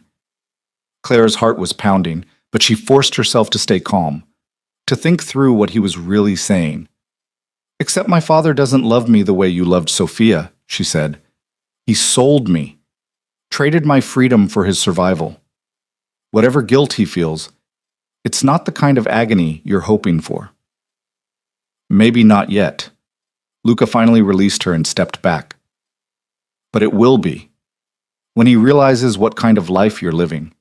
What kind of man I actually am when I'm not performing for cameras or business associates. And what kind of man is that? Luca turned back to the fireplace, his shoulders rigid. The kind who does whatever necessary to achieve his goals, who doesn't let empathy or morality get in the way of results, who learned a long time ago that showing weakness is the fastest way to get destroyed. Clara moved to stand beside him, both of them watching the flames. Your sister made you weak? She made me human, Luca corrected. And humans can be hurt. I won't make that mistake again. So you've decided to just be a monster instead? That's your solution? It's safer. It's lonely. Clara looked at his reflection in the glass of a nearby window. Marco's worried about you. I suspect your mother is too, though she hides it better. And somewhere underneath all this armor, I think you're worried about yourself, about what you're becoming. Luca laughed, but it sounded hollow. You think you can save me? Like this is some romance novel where the innocent bride reforms the damaged hero through the power of love. I think you're drowning in grief and calling it justice, Clara said. And I think part of you knows it. That's why you look guilty sometimes when you look at me. Why you can't quite commit to being as cruel as you pretend to be. I bought you like property, forced you into marriage, used you as a weapon to torture your father. How much crueler would I need to be for you to accept that I'm exactly what I appear to be? You could have consummated the marriage, Clara said bluntly, used me sexually as well as emotionally, but you haven't. You give me my own space, my own rooms. You threaten my friends but haven't actually hurt them. You're performing cruelty while maintaining boundaries that suggest you're not as far gone as you want everyone to believe. Luca turned to face her fully. Those boundaries exist because crossing them would make me indistinguishable from the men I despise. Not because I have any particular care for you. I don't believe you. Then you're a fool. Maybe, Clara held his gaze. Or maybe I'm just better at seeing through forgeries than you are at creating them. The silence that fell between them was charged with something Clara couldn't name. Not attraction. That would be absurd given their circumstances. But recognition, maybe. The acknowledgement that they were both trapped in a situation neither of them knew how to escape. I leave for Europe tomorrow, Luca said finally. Business meetings. I'll be gone for at least a week. Maybe longer. Running away? Maintaining the empire that pays for this beautiful cage you're living in. Luca moved toward the door, then paused. While I'm gone, stay out of the East Wing. Don't test the boundaries, Clara. I won't be here to stop the consequences if you do. He left, and Clara stood alone in the library with the fire dying down and the shadows growing longer. She spent the night in her room, unable to sleep, her mind spinning through everything that had been said. The admission that Luca's cruelty was at least partially performance, the suggestion that he saw his sister in her, the revelation that he was struggling with what he'd become even as he continued down the path of revenge. In the morning, Clara watched from her window as Luca's car pulled away. He didn't look back at the house, didn't acknowledge her even though she was fairly certain he knew she was watching. The week that followed was the longest of Clara's life. She filled the days with exploration and reading and long walks around the grounds. She talked to Anna occasionally, carefully probing for information about Luca without being obvious about it. She called Jen twice, having finally been given limited phone privileges, and maintained the fiction that everything was wonderful in her new marriage. "You sound different," Jen said during the second call. "Sad, maybe?" "Just adjusting," Clara lied. "It's a big change." "But you're happy? Luca treats you well?" Clara thought about all the ways to answer that question honestly. "He's complicated, but we're figuring it out." More lies, more performance. Clara was getting disturbingly good at both. On the 6th day of Luca's absence, Clara made a decision. She was tired of accepting the limitations placed on her, tired of being a passive victim in her own life. If she was going to survive this situation, really survive it, not just endure it, she needed to understand Luca completely. And that meant going into the East Wing. She waited until evening when Anna had left for the day and the other staff had retired to their own quarters. Then she went to the locked doors and tried the handle one more time, knowing it was futile but needing to check. Still locked. Clara examined the doors more closely. Expensive wood, secure locks. But the craftsmanship was old. This house had been built decades ago, before modern security systems, which meant the locks might be pickable if she had the right tools and the patience to try. She'd learned lockpicking from an old mentor who taught her art authentication. His logic had been simple. If you're going to authenticate pieces stored in private collections, you need to know how security works. The skill had come in handy exactly once before, when she'd needed to access a locked drawer to verify a painting's provenance. Now it might come in handy for an entirely different reason. Clara went to the library and found what she needed, a letter opener and a paperclip. Not ideal tools, but they would work if she was patient. It took 40 minutes of careful manipulation before she heard the click of the lock releasing. Clara's hands were shaking as she pushed open the door. The East Wing was different from the rest of the house. Where the other areas were all modern minimalism, this space felt personal, lived in. The walls were painted a warm gray, artwork that actually meant something rather than just expensive pieces chosen by a designer, furniture that looked comfortable instead of just aesthetically perfect. Clara moved through the space carefully, aware that she was trespassing in the most fundamental way. The sitting room led to a home office. Beyond that, a bedroom that was clearly Luca's, and at the end of the hallway, a door that stood slightly ajar. She pushed it open and stepped into what was clearly Sophia's room. It had been preserved exactly as she must have left it. Textbooks on the desk, architectural drawings pinned to a corkboard on the wall, photos of friends and family scattered across a dresser. The bed made with care, pillows arranged just so. This was Luca's shrine to his sister, the place where he kept her memory alive by keeping everything exactly as it had been before the fire. Clara moved slowly through the room, taking in the details. A half-finished sketch of a building that would never be built. A coffee mug with a university logo still sitting on the desk, like Sophia might return any moment to finish the cold coffee inside. A sweater draped over the desk chair. On the nightstand, Clara found a framed photo, Luca and Sophia together at what looked like her college graduation, both of them smiling with genuine joy. This was before the fire. Before Sophia's death had turned Luca into the man who'd bought himself a wife for revenge. Clara picked up the frame and studied Sophia's face. Pretty, young, full of promise and potential that had been snuffed out by greed and negligence. "I said to stay out of the East Wing." The voice behind her made Clara jump. She spun around to find Luca standing in the doorway, his expression unreadable. "You're supposed to be in Europe," Clara said. "I came back early." Luca stepped into the room, his eyes moving from Clara to the photo in her hands to the space she'd invaded. Put that down. Clara set the frame back on the nightstand carefully. I'm sorry, I shouldn't have. No, you shouldn't have. Luca's voice was quiet, but Clara heard the fury underneath. This room is off limits. The entire wing is off limits. I made that extremely clear. I know, I just needed to understand. Understand what? Luca crossed the space between them in 3 strides. Why I keep my dead sister's room exactly as she left it. Why I come in here sometimes and pretend she's just out with friends and will be home soon? What exactly did you think breaking into my private space would help you understand? Clara met his eyes and saw raw pain underneath the anger. That you're not a monster. That underneath all the revenge and cruelty, you're just a person who lost someone you loved and doesn't know how to cope with it. Get out. Luca, get out. His hands were clenched into fists. Before I do something we'll both regret. Clara moved toward the door, but she couldn't leave it like this. She turned back and said, she wouldn't want you to destroy yourself in her name. Whatever else she was, I'm guessing she loved you too much to want this for you. You don't know anything about what she'd want, Luca said, but his voice cracked on the words. Clara left before he could see the tears in her own eyes. She hurried back to her wing, her heart pounding, knowing she'd crossed a line that couldn't be uncrossed. An hour later, there was a knock on her door. Clara opened it, expecting Anna or maybe Marco. Instead, Luca stood there, looking like he'd aged 10 years since she'd seen him in Sophia's room. We need to talk, he said. Clara stepped aside and he entered her sitting room. They stood facing each other, the tension between them thick enough to cut. What you said in Sophia's room, Luca started. About her not wanting this. You're probably right. She was better than me. Better than this whole world of revenge and violence and using people as weapons. Then why are you doing it? Because I promised her. Luca's voice broke. The last time I saw her. It was the night before the fire.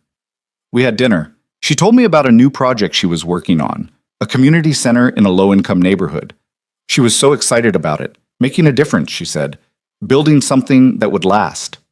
He paused, struggling with emotion Clara had never seen from him before. I told her I was proud of her, he continued, that she was going to change the world, and she laughed and said that was the plan. When she left that night, I called after her, told her to be careful. She said she always was. 24 hours later, she was dead. Tears were streaming down Luca's face now. He made no effort to wipe them away. I swore at her funeral that I'd make the people responsible pay, that they'd understand what they'd taken from the world when they cut corners on that building. That's the promise I can't break, Clara. It's all I have left of her. Clara felt her own tears falling. For Sophia. For Luca. For her father and all the people whose lives had been shattered by his negligence. Revenge won't bring her back, she said gently. I know. Luca looked at her with eyes full of grief and something else. Resignation, maybe. But it's the only thing I know how to do. The only way I know how to channel this pain into something that feels like action instead of just drowning in loss. And when you've destroyed my father completely, when he's lost everything the way Thomas Chen did, will that be enough? Will you finally be able to let her go? Luca was quiet for a long moment. Then he said, I don't know. And that terrifies me more than anything else about this situation. He turned to leave, but Clara reached out and caught his arm. Wait. Luca looked at her hand on his arm, then at her face. You don't have to do this alone, Clara said. Carry this grief alone. I know you see me as the enemy, your father's daughter, the tool for your revenge, but I'm also just a person who understands loss. Who knows what it feels like to have your life torn apart by circumstances you can't control? What are you suggesting? Clara wasn't entirely sure herself, but standing there in her beautiful prison with this broken man who'd trapped her in a marriage built on revenge, she knew something had to change. They couldn't keep going the way they had been. It would destroy them both. I'm suggesting we stop pretending, she said. Stop performing for each other. You don't have to be the heartless villain. I don't have to be the helpless victim. Maybe we could just be two people trying to survive an impossible situation. Luca studied her face for a long moment. Then he said, and if I can't do that? If the revenge is too deeply embedded in who I've become? Then at least we'll both know the truth. That this marriage really is just a weapon. That there's no possibility of it ever becoming anything more. There isn't, Luca said, but he didn't sound certain. Prove it, Clara challenged. Stop running away. Stop hiding in the East Wing or disappearing on business trips. Stay here. Let me see the real you instead of the performance, and maybe I'll actually believe that you're as heartless as you claim to be." The challenge hung between them. Luca's expression shifted through a dozen emotions too quickly for Clara to track. Finally, he nodded once. "Fine. No more performing, starting now." He met her eyes. "I hate what you represent. Every time I look at you, I see your father and what he took from me. But I also see someone who's being punished for crimes they didn't commit. And that makes me feel like exactly the kind of man Sophia would have been ashamed to call her brother." The honesty was brutal and refreshing in equal measure. "And I hate that I'm starting to understand you," Clara admitted. "That part of me recognizes your pain even while I resent being used as a tool to inflict more pain. I want to despise you completely, but you keep showing these glimpses of humanity that make it complicated." "Complicated," Luca repeated. "That's one word for it." He left without another word, and Clara stood alone in her room, wondering what exactly she'd just set in motion. The truth between them was out now. No more pretending, no more performance, which meant whatever came next would be real. And that was somehow more terrifying than all the lies had been. The days following their confrontation moved differently. Luca didn't disappear into the East Wing or manufacture excuses to avoid her. Instead, Clara found him at breakfast most mornings, reading the financial news on his tablet while drinking coffee he'd made himself. They didn't talk much at first, just shared the space in a silence that was less hostile than what had come before. On the third morning, Luca set down his tablet and said, "Your father showed up at my office again yesterday." Clara's hand stilled on her coffee cup. "And?" "And I had security escort him out, same as always." Luca's expression was unreadable. "But he left you a letter. Asked them to make sure you received it." He pulled an envelope from his pocket and slid it across the table. Clara stared at it like it might explode. "You didn't open it?" she asked. "It's addressed to you, not me." Luca stood, collecting his things. "What you do with it is your choice." He left her alone with the envelope. Clara picked it up, feeling the weight of her father's words before she'd even read them. Part of her wanted to throw it away unopened. He'd forfeited the right to communicate with her when he'd sold her to settle his debts. But another part, the part that remembered being 12 years old and watching him read her bedtime stories, needed to know what he had to say. She opened the envelope. The letter was handwritten, her father's familiar scrawl covering both sides of the paper.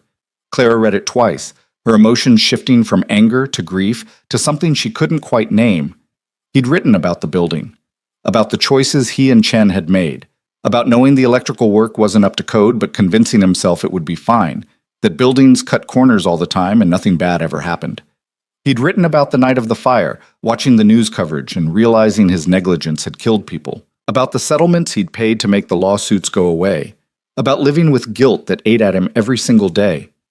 And then he'd written about her, about watching her marry Luca Moretti and understanding exactly what it meant, that his daughter was paying the price for his sins, that Luca had found the one punishment that would actually hurt, not financial ruin or professional disgrace, but seeing Clara trapped in a marriage that was really a prison. The letter ended with an apology Clara wasn't sure she could accept and a promise she wasn't sure he could keep. "I'm going to make this right. I don't know how yet, but I will find a way. You don't deserve to suffer for my mistakes." Clara folded the letter carefully and tucked it into her pocket. She sat at the breakfast table for a long time, watching sunlight move across the expensive hardwood floors, trying to reconcile the father who'd read her bedtime stories with the man who'd cut corners on a building that killed 23 people, trying to reconcile her anger at being sold with the understanding that he'd been trapped between impossible choices. She found Luca in his office, not the locked one in the East Wing, but a smaller workspace he used for everyday business. He looked up when she knocked, and something in his expression suggested he'd been waiting for this conversation. "He admitted it," Clara said, "in the letter. Everything about the building, the corners they cut, knowing it wasn't safe." "I know what he did." Luca's voice was careful. "I've known for 3 years. He says he's going to make it right, whatever that means. There is no making it right. Sophia's dead. 22 other people are dead. No amount of apologies or belated guilt changes that." Clara moved into the office and sat in the chair across from his desk. "You're right. It doesn't change anything. But Luca, neither does this. Using me to torture him, destroying his business piece by piece. It doesn't bring Sophia back. It doesn't make the pain less. It just creates more suffering. That's the point. But Luca didn't sound as certain as he had before. Is it? Or is the point that as long as you're focused on revenge, you don't have to actually deal with your grief? Luca's jaw tightened. You don't know what you're talking about. I think I do. I think you've been running from your sister's death for 3 years, channeling all that pain into destroying the people responsible instead of actually processing it. And now you're stuck.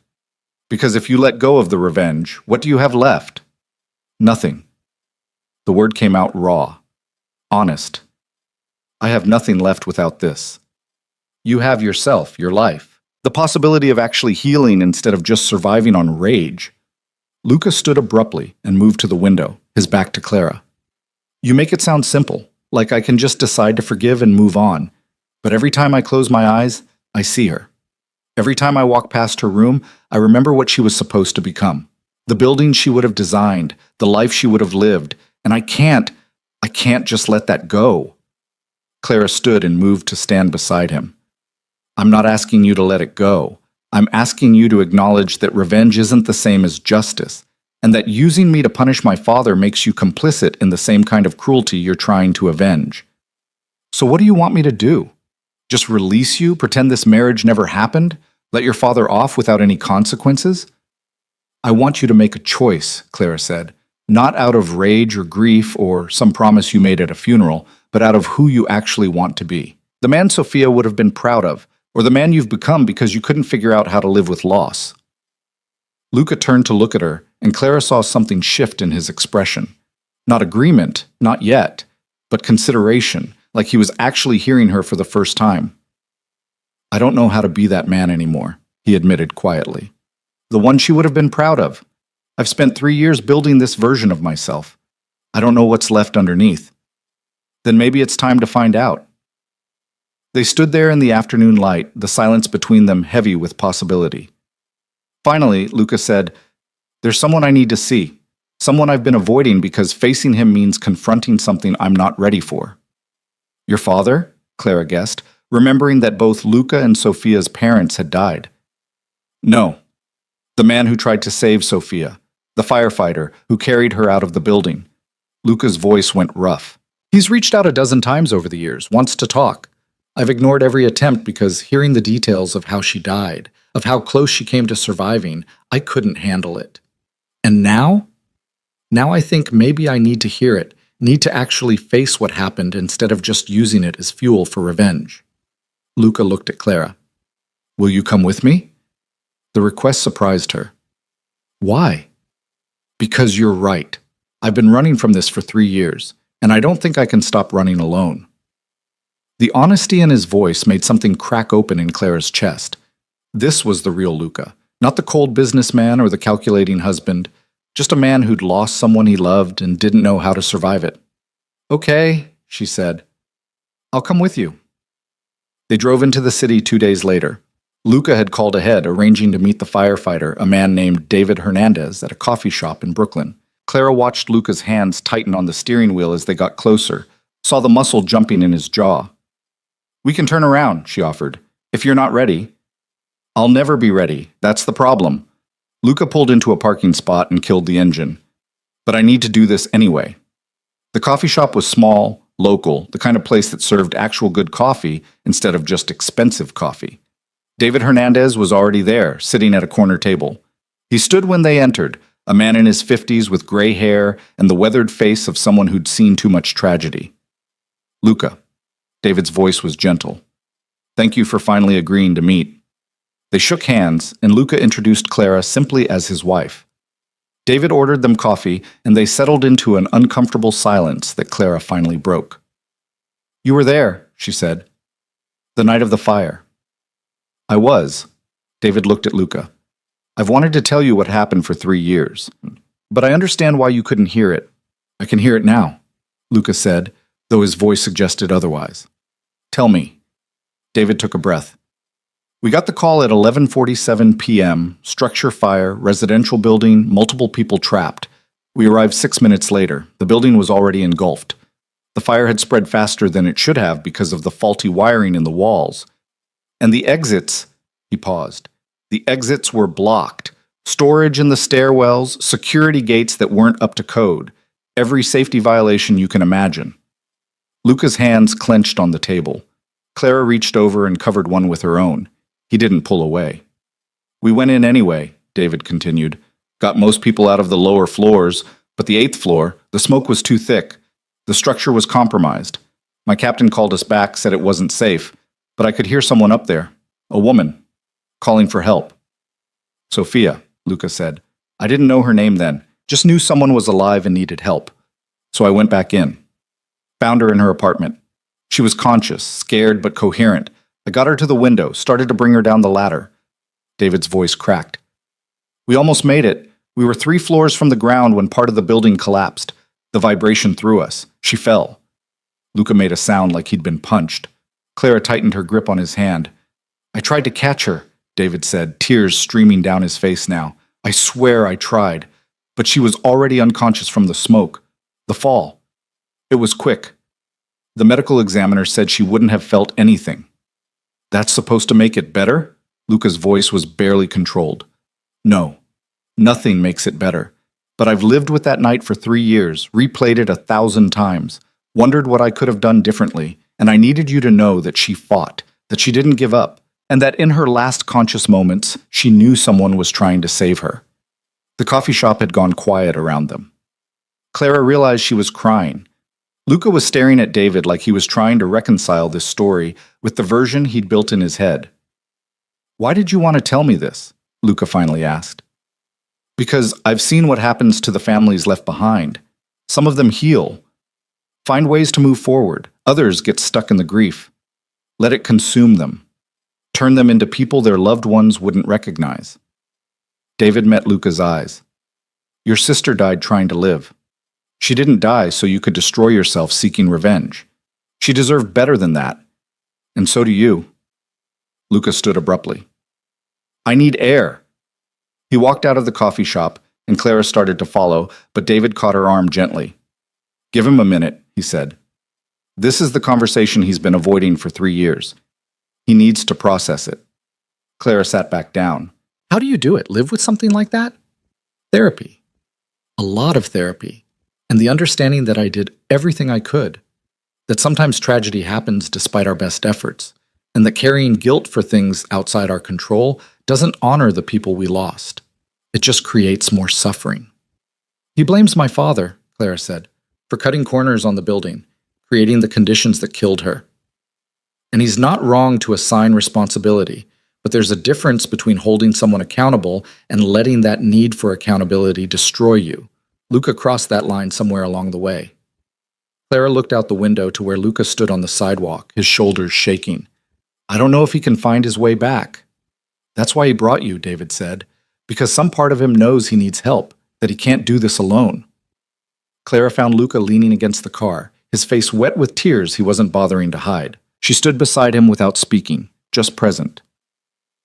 I blamed him, Luca said finally. David, for not saving her. For 3 years I blamed him almost as much as I blamed your father, because if he'd just held on tighter, if he'd been faster, He broke off. But hearing him tell it, seeing his face, he tried. He risked his life trying to save someone he didn't even know, and I've spent 3 years hating him for failing. Grief isn't rational, Claire said gently. You needed someone to blame. David, my father, me, anyone except the randomness of tragedy. What if I can't let it go? The need for someone to pay? Then you'll stay stuck, and Sophia will have died for nothing because instead of living the life she would have wanted you to live, you destroyed yourself in her name. Luca turned to look at her, really look at her. When did you get so wise? When I got trapped in a marriage with a man who forced me to learn how to survive impossible situations. The comment might have been bitter. Instead, it came out almost fond. Claire was surprised to realize she meant it that way. They drove home in silence. That evening, Luca didn't retreat to the East Wing. Instead, he found Clara in the library and sat in the chair across from her. I want to show you something, he said. He led her to Sophia's room, the shrine he'd maintained for 3 years. But instead of just standing there in the doorway the way he usually did, Luca walked inside and started opening drawers. These are her things, he said, pulling out sketchbooks and folders. Her designs. the buildings she wanted to create. I've kept them locked away because looking at them hurt too much. But maybe it's time to actually do something with them. Like what? There's a community center project she was working on, the one she told me about the night before she died. I have all her preliminary designs. The neighborhood still needs the center. What if I actually built it? Used her vision to create something that would last, that would help people? Clara felt tears prick her eyes. She would love that. It won't bring her back, won't erase what your father did, but maybe it's a better memorial than revenge, building something instead of destroying everything. They spent the next hour going through Sophia's designs. Clara watched Luca's face transform as he talked about his sister's vision. This was the man he could have been if grief hadn't twisted him into something else. This was who Sophia would have wanted him to be. What about my father? Clara asked finally. If you're letting go of the revenge, what happens to him? Luca was quiet for a long moment. I don't know. Part of me still wants him to suffer, to understand what he took from the world when he cut those corners. But destroying him won't build Sophia's community center. It won't help the neighborhood she wanted to serve. So you just forgive him? No, I don't think I can do that, but maybe I can stop actively destroying him. Let him live with his guilt. That's punishment enough. And me? Claire's voice came out smaller than she intended. What happens to me in all this? Luca set down the sketchbook he'd been holding and turned to face her fully. That's your choice, Clara. This marriage, it started as a weapon, a tool for revenge. But if I'm letting go of the revenge, then you're free. I'll have the lawyers draw up divorce papers, give you a settlement, whatever you need to rebuild the life I took from you. The offer should have brought relief, freedom, everything Clara had wanted since the moment she'd realized she was the bride at that cathedral wedding. Instead, she felt something complicated and confusing. What if I don't want a divorce? The words came out before she could stop them. Luca looked stunned. What? I don't know, Clara said, trying to understand her own feelings. A month ago, you were my jailer, the man who'd bought me like property. But somewhere along the way, that changed. You changed. Or maybe I just finally saw past the performance to who you actually are underneath. Clara, you don't owe me anything. This marriage was forced on you. You have every right to walk away. I know, but what if I don't want to? What if I want to see who we could be if we actually chose this? Not out of revenge or obligation, but because we want to try. Luca stared at her like she'd suggested something impossible. You can't possibly want to stay married to me after everything I've done, everything I've put you through. You're right. I shouldn't want that. It would be easier to just leave, start over somewhere far away from this complicated mess. Clara moved closer to him. But I've spent the last month learning how to read you, how to see past the walls you build. And underneath all the pain and revenge, there's a man I think I could actually care about, if he'd let me. I don't deserve that kind of forgiveness. Maybe not. But Sophia would want you to have it anyway. She'd want you to be happy, to build a life instead of just surviving on rage. Luca's carefully maintained control finally cracked. He reached for Clara, pulling her into an embrace that felt nothing like the calculated touches he'd used before. This was real, desperate. The grip of a drowning man who'd just been offered a lifeline. I don't know how to do this, he said against her hair. How to be a real husband instead of a captor. How to build something genuine with someone I hurt so badly. Neither do I, Claire admitted. But maybe we can figure it out together. They stood there in Sophia's room, holding each other while 3 years of grief and anger and pain finally started to drain away. It wasn't forgiveness. Not completely. There was too much history, too much hurt to simply erase. But it was the beginning of something new. Something chosen instead of forced. The next morning, Luca called Vincent Valenti's office. Clara listened from the doorway as he spoke. I'm done, Luca said. The vendetta, the systematic destruction of your business, all of it. I'm done. Claire couldn't hear her father's response, but she saw Luca's expression shift. Because your daughter asked me to be, Luca said, and because I'm choosing to build something instead of destroying everything.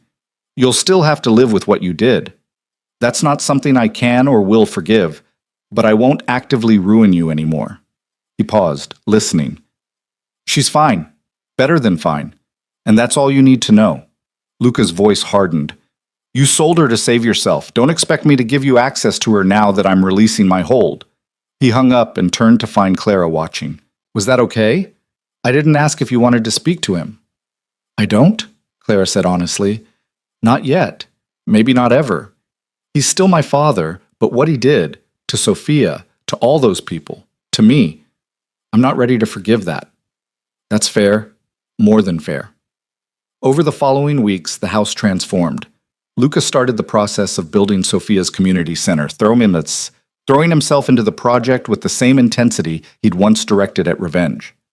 Clara helped, using her eye for detail to refine the designs and her research skills to navigate the permitting process.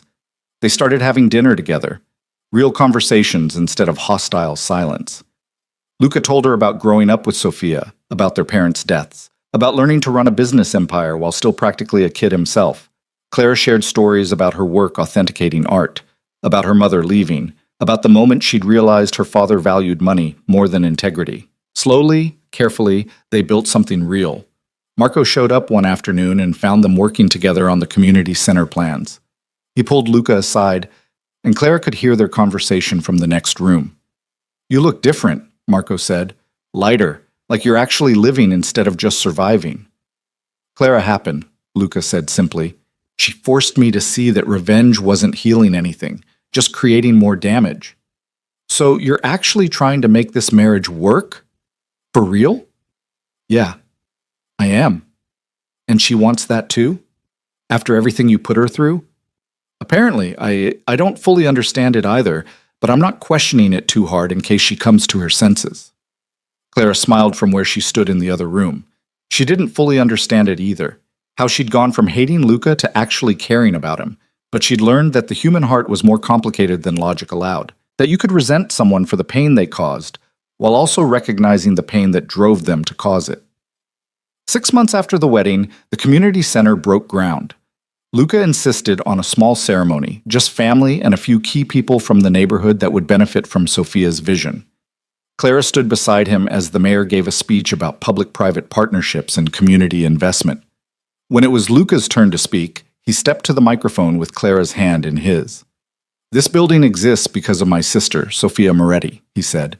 She believed architecture could change lives, that good design wasn't a luxury but a necessity for thriving communities.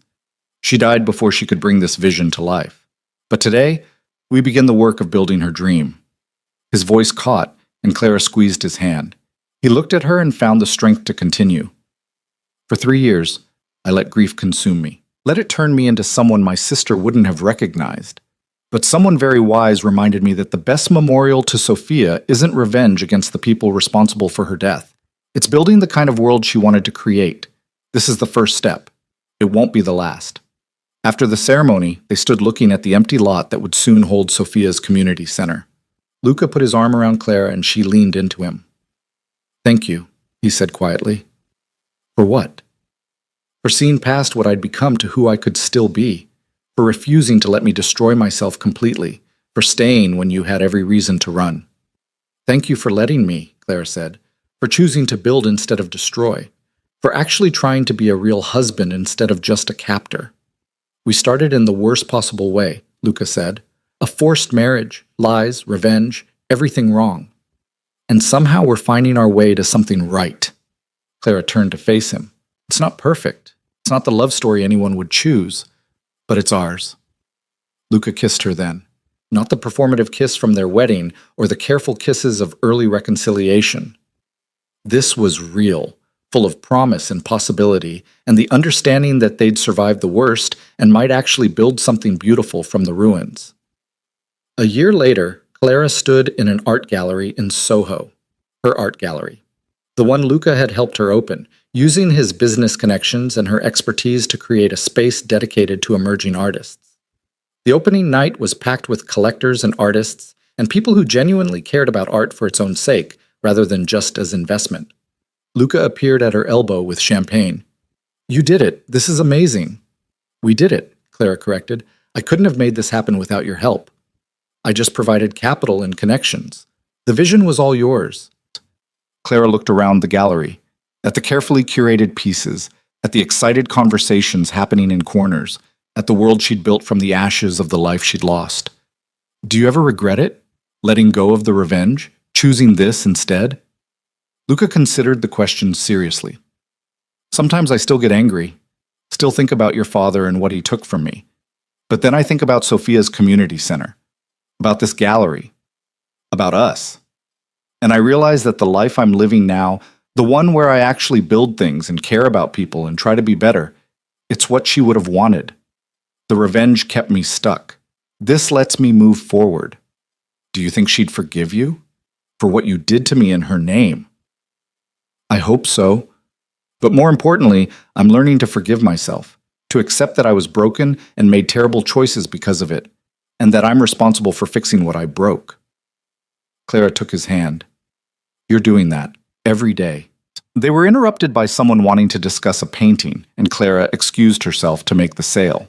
As she talked about brushwork and composition and the artist's vision, she felt the complete rightness of this moment. This was who she was supposed to be, not trapped in a marriage built on revenge, but choosing every day to build something real with a man who'd started as her enemy and become her partner.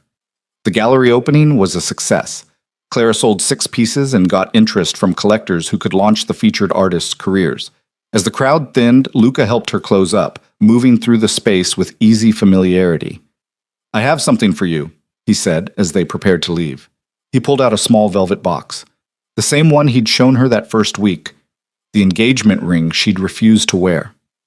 Before you say no, Luca said quickly, I know what this represented when I first tried to give it to you. Ownership, control, a collar dressed up as jewelry. But I'd like to offer it again.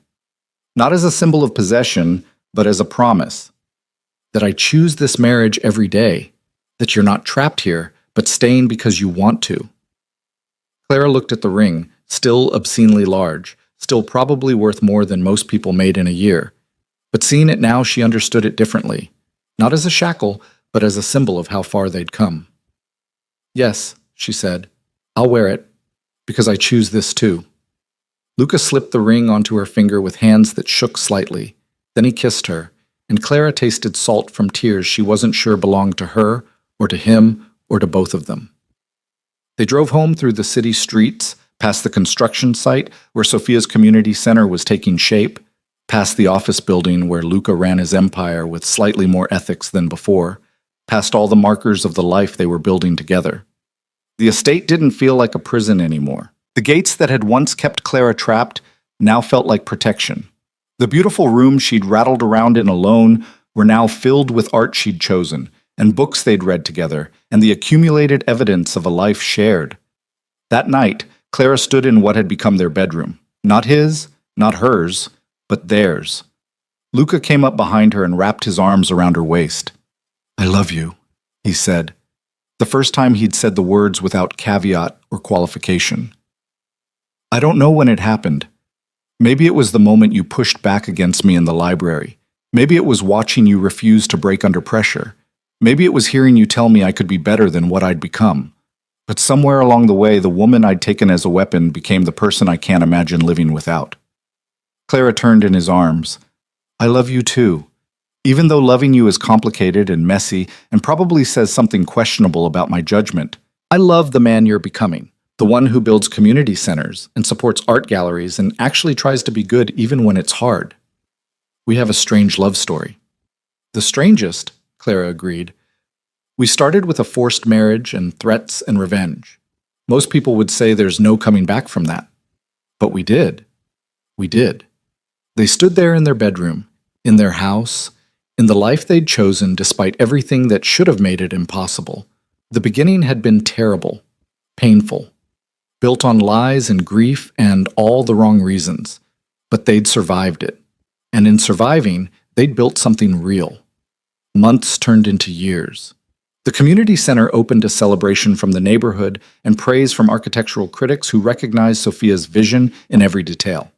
Clara's gallery became a fixture in the art world, known for championing emerging artists and maintaining ethical practices in an industry often driven by money alone. Luca's business evolved, becoming more transparent, more focused on sustainable growth rather than just maximum profit. Vincent Valenti reached out occasionally, birthday cards, awkward phone calls where he asked how Clara was doing, and she gave him minimal information. The relationship remained fractured. Clara wasn't sure it would ever fully heal, but she'd made a fragile peace with the reality that her father was both the man who'd raised her and the man whose negligence had killed 23 people. People were complicated. Forgiveness was complicated. She was learning to live with the contradictions. On the third anniversary of their wedding, the day that had started with Clara thinking she was attending someone else's celebration, Luca woke her early and said he had something to show her. They drove to the community center, which had been open for over a year now. Inside, Luca led her to a quiet corner where a dedication plaque had been installed. Sofia Moretti Memorial Community Center, Clara read aloud.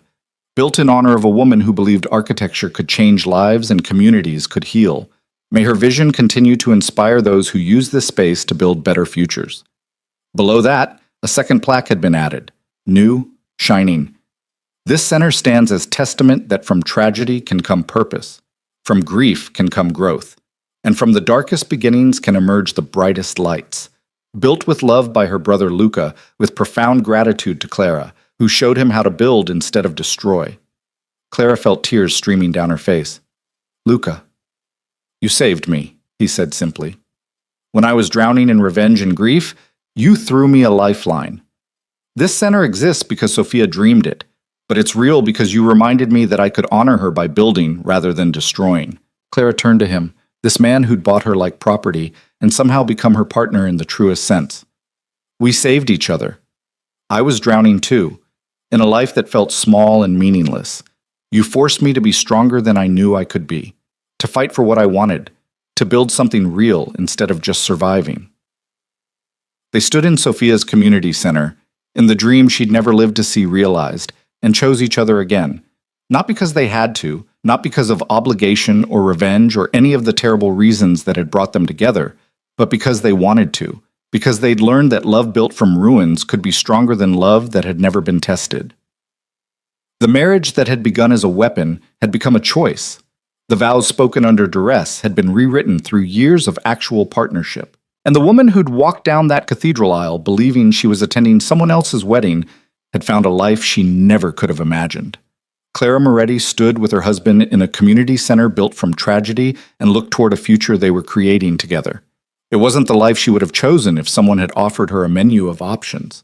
It was strange and complicated and built on a foundation that should have crumbled, but it was real, it was chosen, and it was theirs. And sometimes, Clara thought, the best love stories weren't the ones that started perfectly. They were the ones that survived despite everything, that transformed from weapons into choices, that proved people could change and grow and become better than what pain had made them. Their story had started in a cathedral with lies and forced vows. It continued in an art gallery and a community center and a home they'd made together. And it would keep going, Clara knew, for as long as they both chose it, every single day. The revenge had ended. The marriage remained, and for the first time since that impossible wedding day, both Clara and Luca were free. Not from each other, but because of each other. Free to build, free to love, free to create lives Sofia would have been proud of. That was the real justice, the real memorial, the real victory over tragedy. Not revenge, but choosing, every day, to build something beautiful from the ruins of what had been destroyed, together.